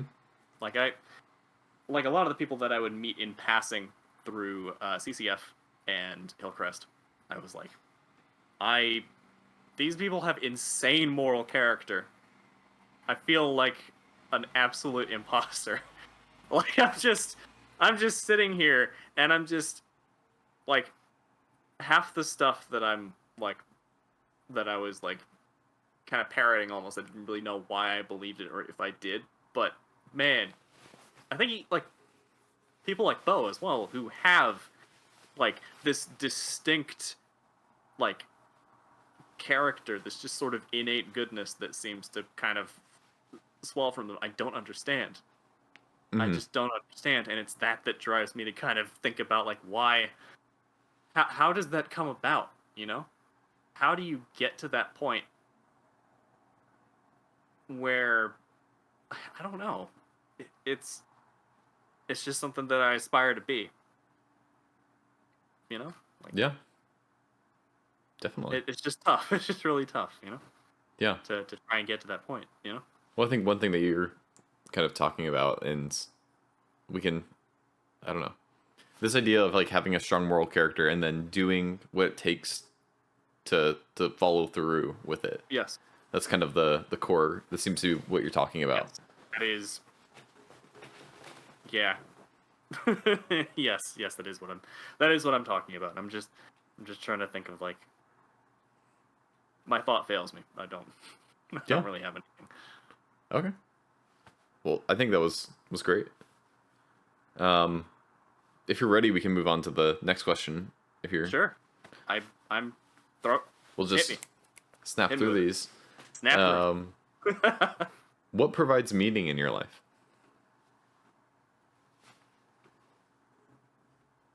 I feel like I'm retreading old ground. And this one sometimes will retread old ground because there's a lot of interlacing, but I think that I have gone over. I think I've gone over my commitment to my relationship, right? Mm-hmm. To that, and I've gone over that in decent detail. I genuinely think that my creative processes are what give me a great deal of meaning. Like the things that I create, like the pieces of art, the writing, the even just the collaborative storytelling, mm-hmm. is what gives me kind of reason to. I was gonna say gives me reason to keep going. That sounds really dark, but you understand. No, yeah. Context of that, you know. Mm-hmm. It's what keeps me going. No, I am deeply fulfilled by that, and I think that if I were not doing that, then I would feel that what I was doing was kind of meaningless. Mm-hmm. You know, gives me meaning. Jeez. more broadly, just my relationships with people. Mm-hmm. What do people think? Not just what people think of me, but would people turn to me to do something for them? Would people turn to me to help them out? Would people speak well of me, not just in an attempt to flatter or to make me feel like I'm doing things right even if I'm not? Would people speak honestly of me, and in doing so, would they speak well of me? You know? Mm-hmm. And I think that building the good relationships with my whatever community I'm actually in is in part what gives me meaning to a Yeah. certain extent. Because my meaning is not just idiosyncratic, it is in relation to other people. Mm-hmm. That's good. I feel like this thread of like social groups being really important for me. Because when I am like alone, when I'm alone without any structure, it is miserable. I feel like I am just treading water, trying to keep myself afloat, right? Mm-hmm. And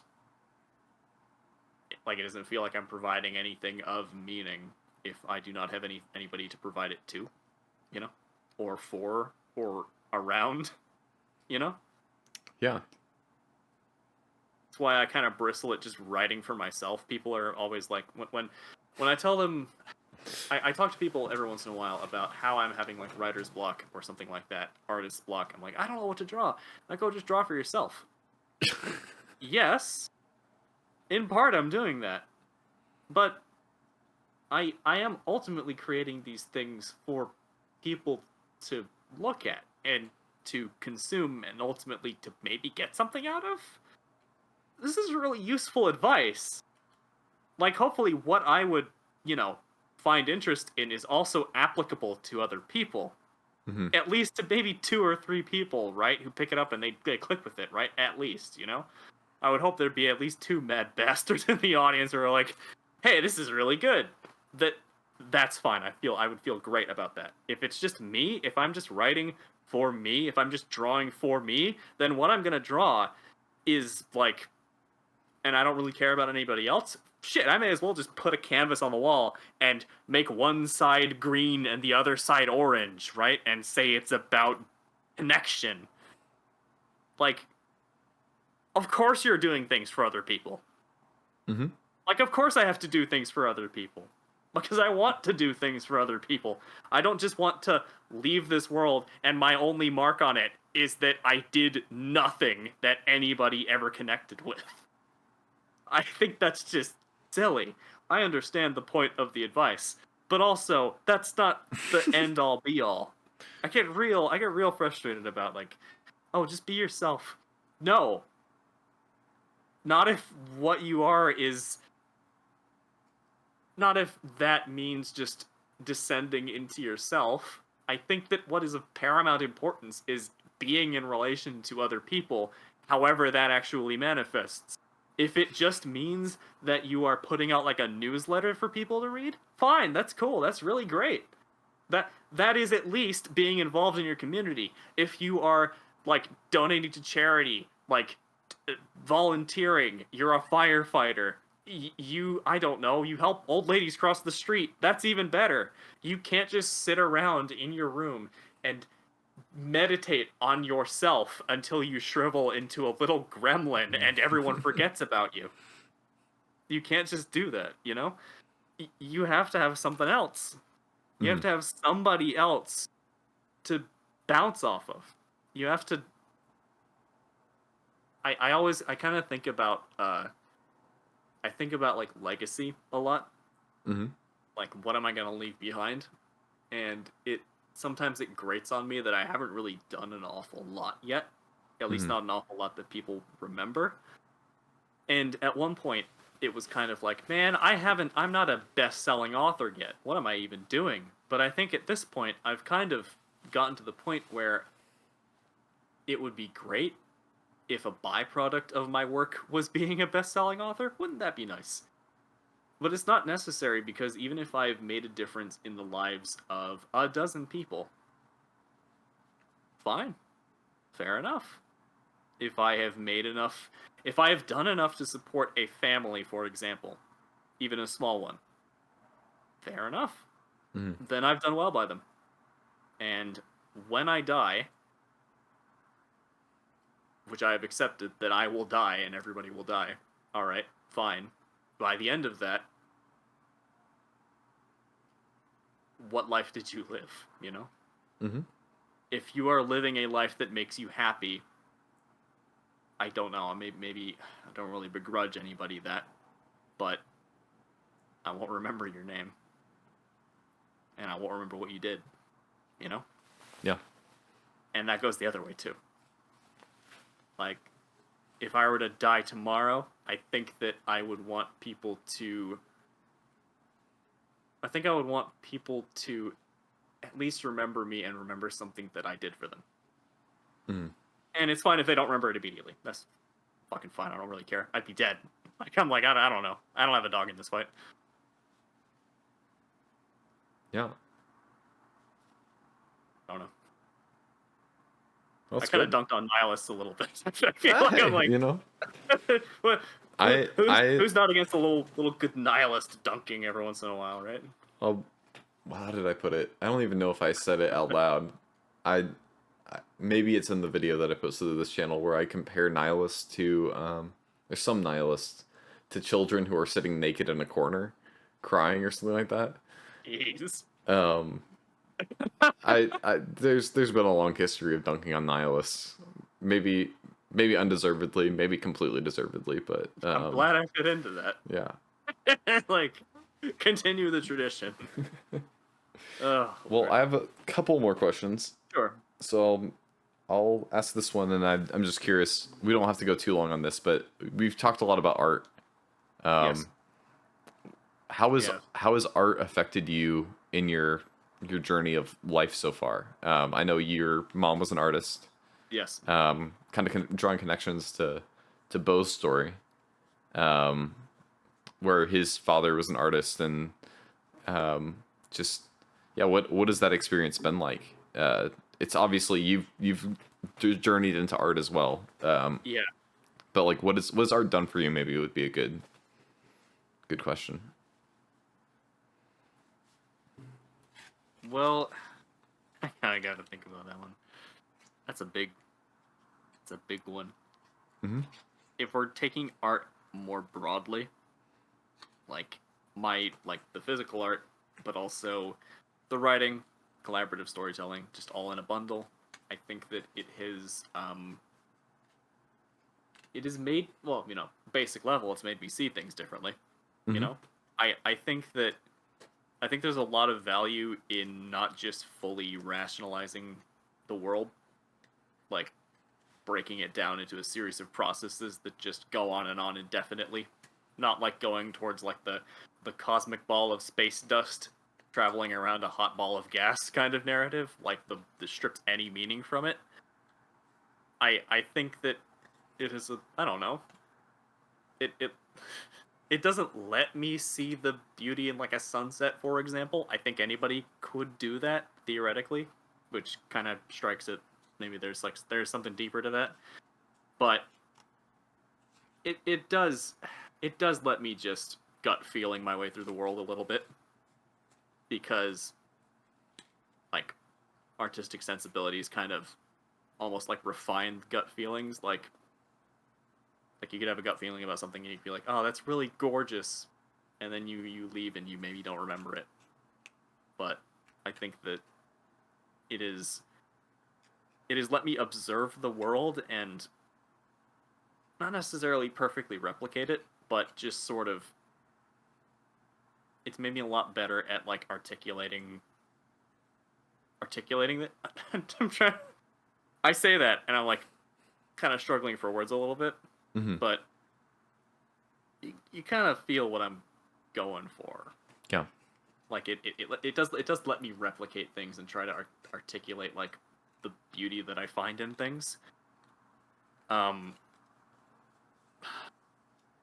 It's also just a really nice way to, like, it's very cathartic for me. If I'm feeling a certain way, for example, I can sit down and attempt to translate that into my writing, into a piece of art that I'm doing. It lets me express myself just in more ways than I might be able to. It keeps me vaguely uh keeps me vaguely sane, you know? Mm-hmm. Like and oh man, I don't know. Like this is a big question, and I feel that the explanation that I've kind of given is like almost too little to kind of explain. I Yeah. don't know. Well, I think this would be a good conversation, even if it was like, and not even if, but like between the three of us, Bo, you, and I, Right. kind of sitting down because I think that'd be a fun one. Right. We can dig And into that more. my dad like never did art per se.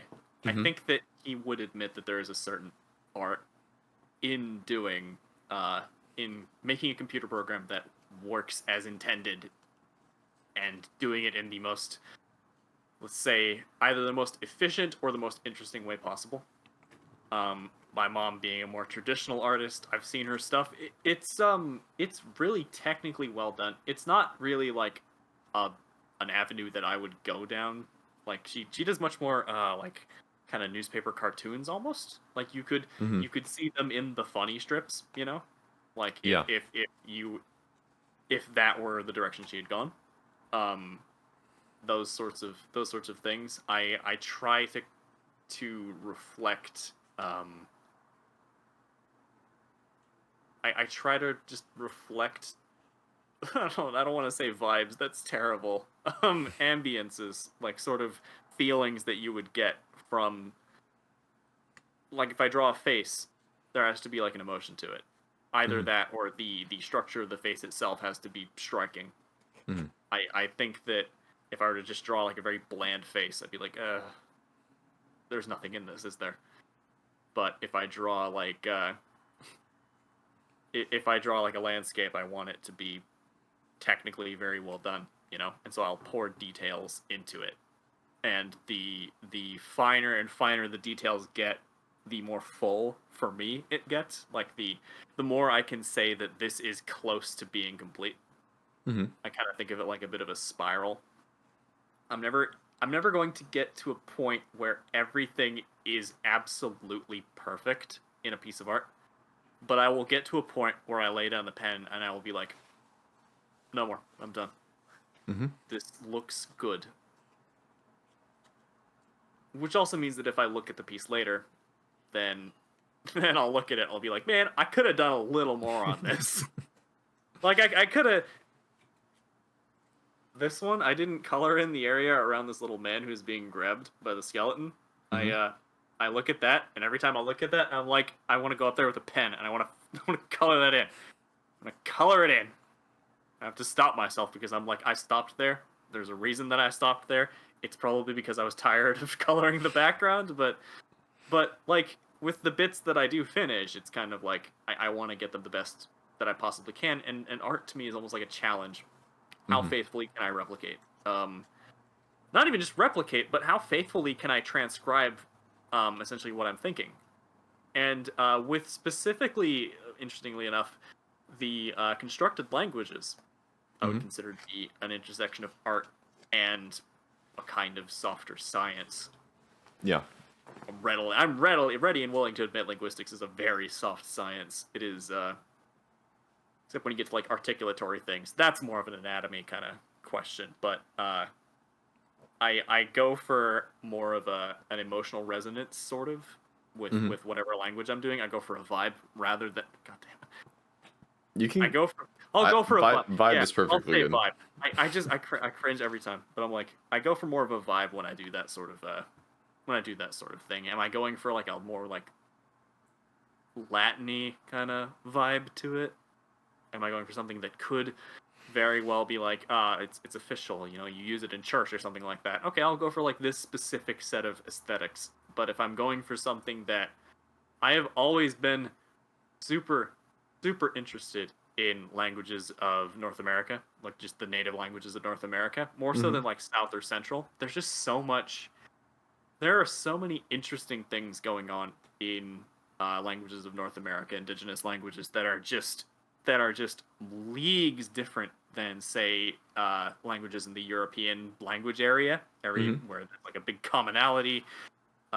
Sort of like the Semitic languages, they're different than all of that, which are different from like the East Asian, like Sinitic, Koreanic, Japonic, that sort of thing, Austroasiatic. That whole area of languages is completely different than like North American languages, and within that, there's just so much like diversity within those languages, and I'm just like it's a rabbit hole that just I can just jump down and dive down into, and like pull up new details. And when I make languages, I try to I try to challenge myself to learn something that I didn't understand before and then Mm-hmm. apply it.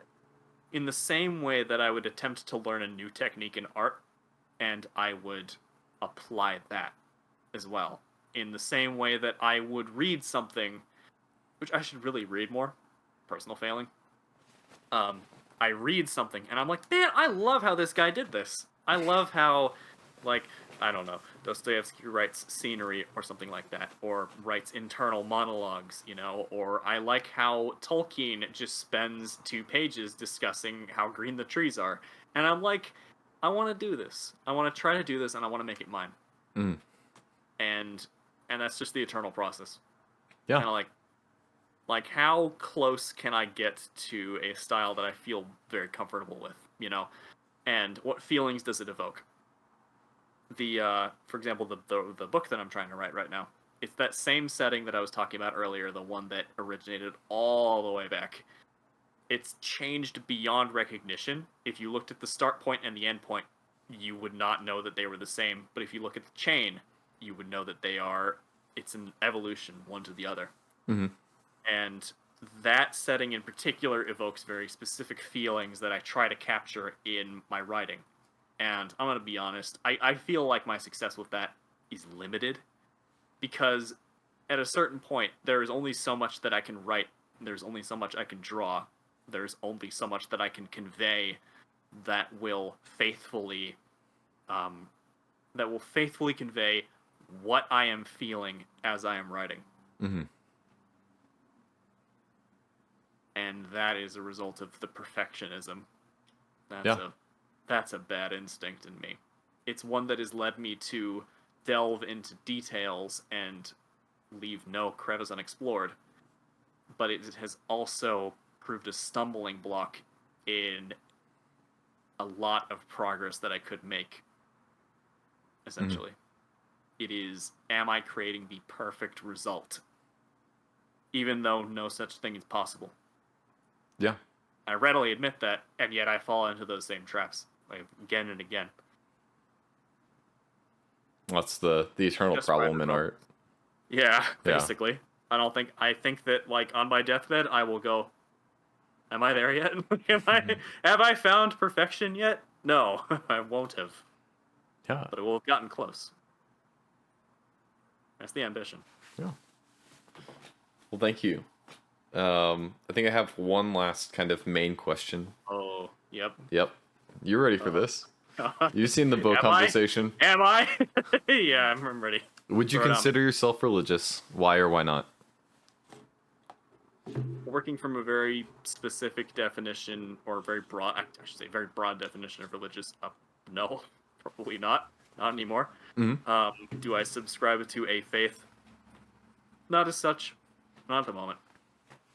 I don't think that all there is the physical. Mm-hmm. That seems like a grim existence to live in. That's what I've thought ever since I was very young. I've always kind of bristled at the idea that when we die, there is nothing. Our names will be forgotten, and our planet will eventually be swallowed by the sun. I don't think that I would like to live in a world like that. I'd like to live in a world where there is some form of magic. There is some form of enchantment, as some might say. There is an enchantment to the world. There is a purpose for humanity. And just because of all of that sort of those reservations that I have, I might say that in a very idiosyncratic sense, yes, I probably am. And there's probably no way for me to really deny that.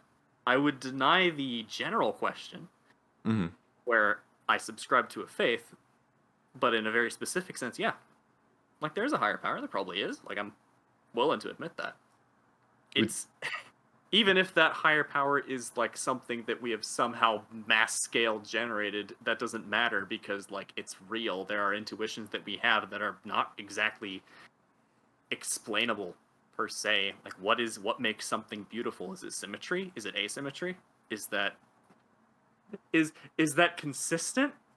Surprisingly, probably yes. There are things that are like, I think that looking at a sunset is beautiful, and I think that if you polled people, is the sunset beautiful? I think that people would say, yeah, absolutely it is.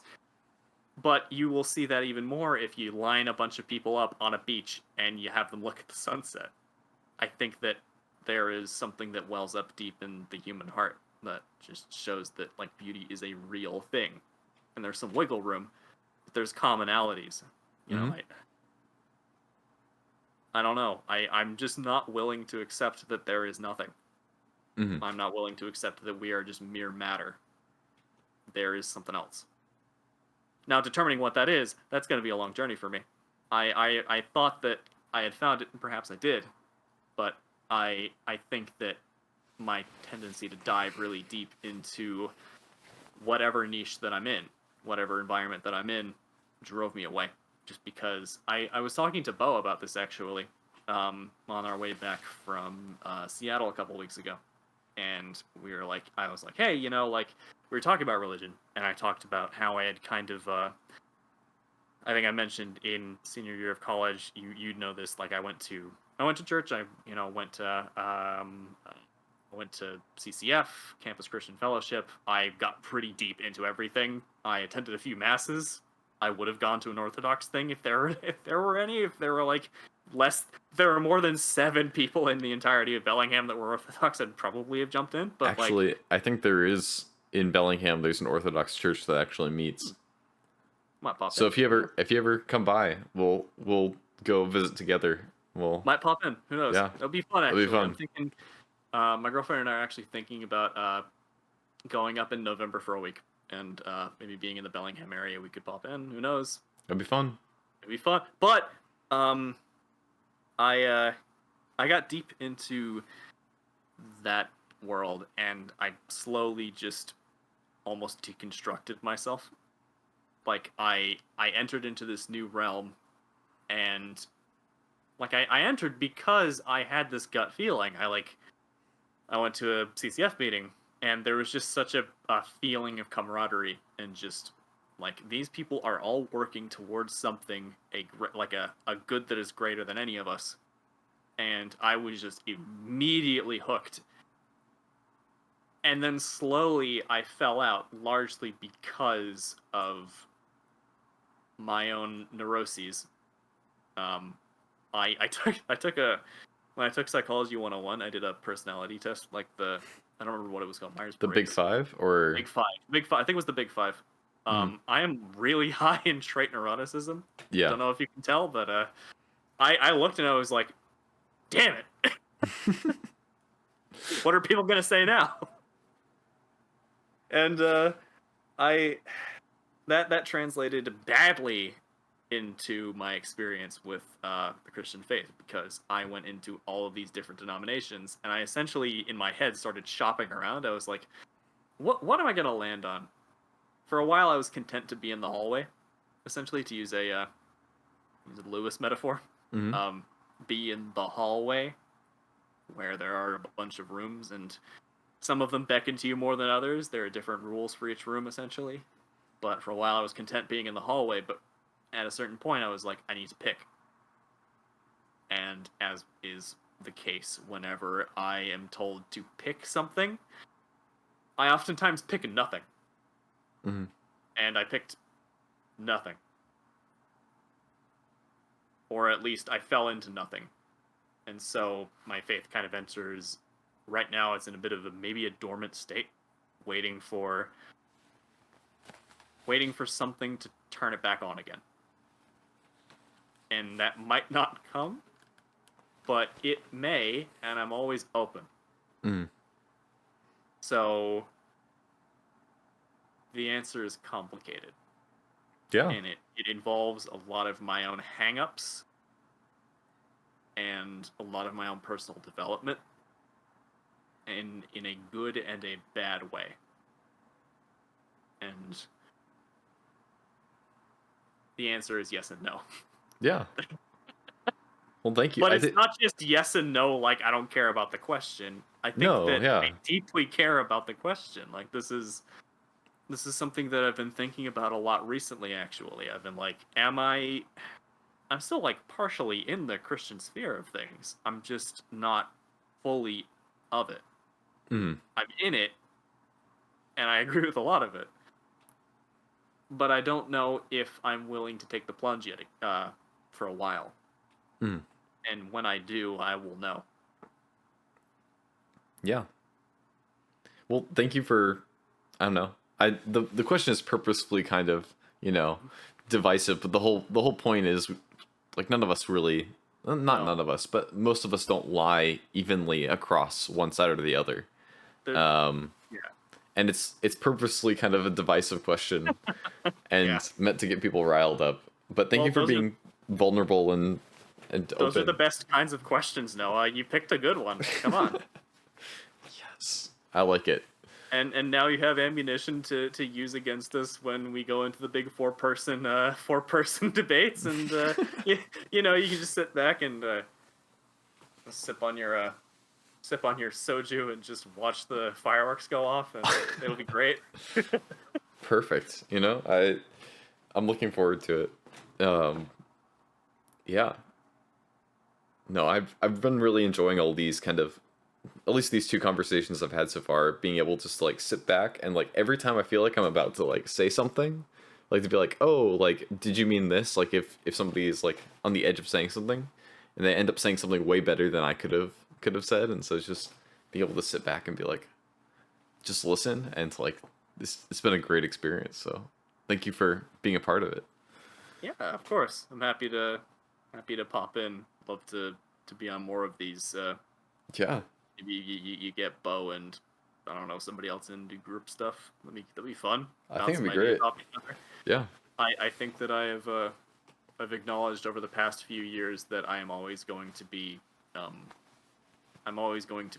much like Bo, kind of absorbing knowledge and listening and attempting to come closer on that spiral to whatever my ideal actually is for who I want to be. Mm-hmm. And that involves being open and not being afraid to maybe let some weak spots show so that others can kind of tell you how to fortify them. Yeah. Well, that's what vulnerability is, right? Just being able to express that and grow from it too. For sure. It's been really important for me. And it's still something I gotta work on.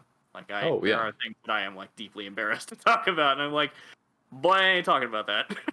I'm not gonna. Yeah, there are things I'll probably never talk about, but it's just the thing. It's just a part of it.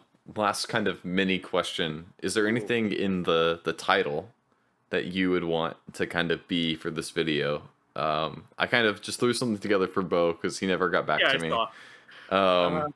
Is there anything that kind of sticks out in your minds? I think about art is a major part of this conversation.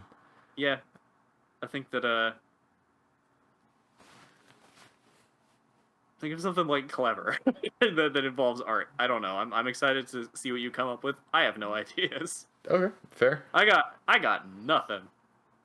A title is a very difficult thing to come up with.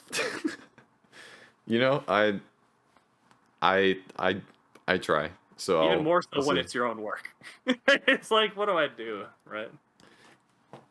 I'll think of something, and you'll either really like it or really hate it, because I might be mean. So we'll see. Yeah, sure. That's fine. Do you have anything you wanted to continue to talk about, or questions you wanted to ask before we kind of close things off? Well, I suppose I would probably like ask the. I suppose if I were to throw any question back at you, it wouldn't necessarily be any of those questions. It would more be sort of a spin-off of the last big question, which is, in your faith, in your journey, I suppose, what was the process like for you?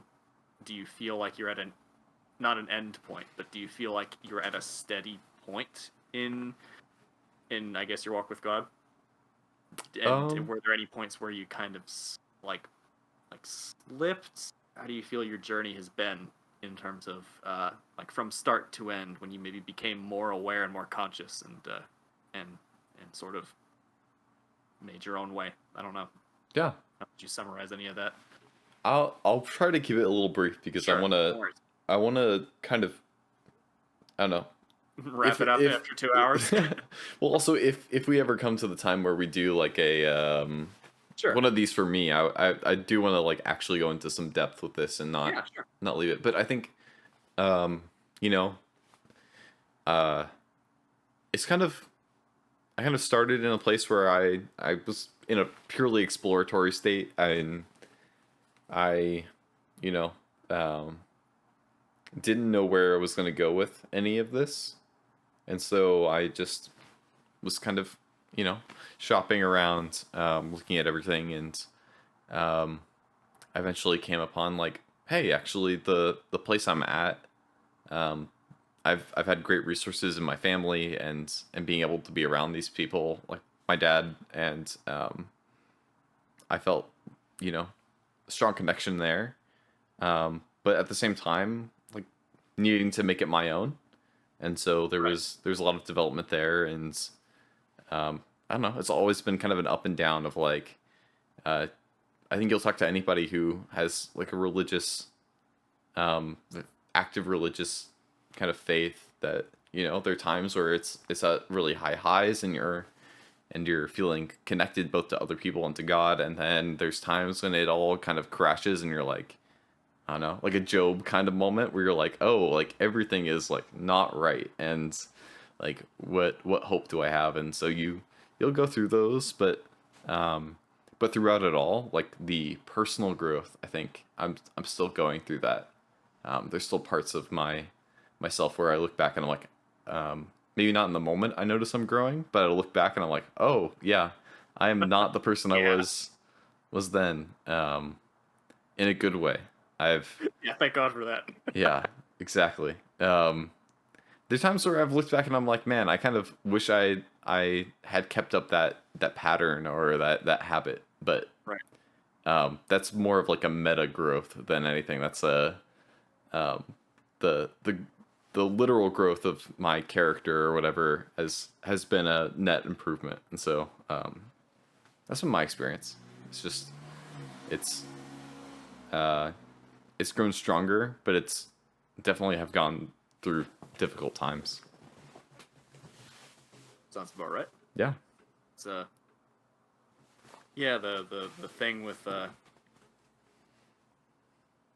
it was very comforting kind of on my particular journey, when I was most in the thick of it, kind of hearing that like Christians aren't, you know, perfect, and there's no expectation of being perfect. No, yeah. And in fact, it's a core part that nobody is perfect. And I'm like, you know what? That's cool. That goes completely against the stereotype I had. You know what? That's... No, it's really hard. I'll have it figured out. Like, it's really hard to see any people of a religious faith who say that they're perfect, because it's just like, oh, like there's something wrong over there, and yeah, it's like, you've not examined yourself very well, have you? Well, it's like calling people out on their BS. It's like, yeah, that's the... Yeah. Yeah. No. Yeah. Well, I'd love to dig into this more, but we are at like just over 2 hours, so I'm gonna call it here. Thank you everyone who's still here watching. I really appreciate you being here, and Thank you, Drake, for talking. It was great. I'm assuming I'll probably post this on a Saturday, so I'll see you all next Saturday in a week. Bye.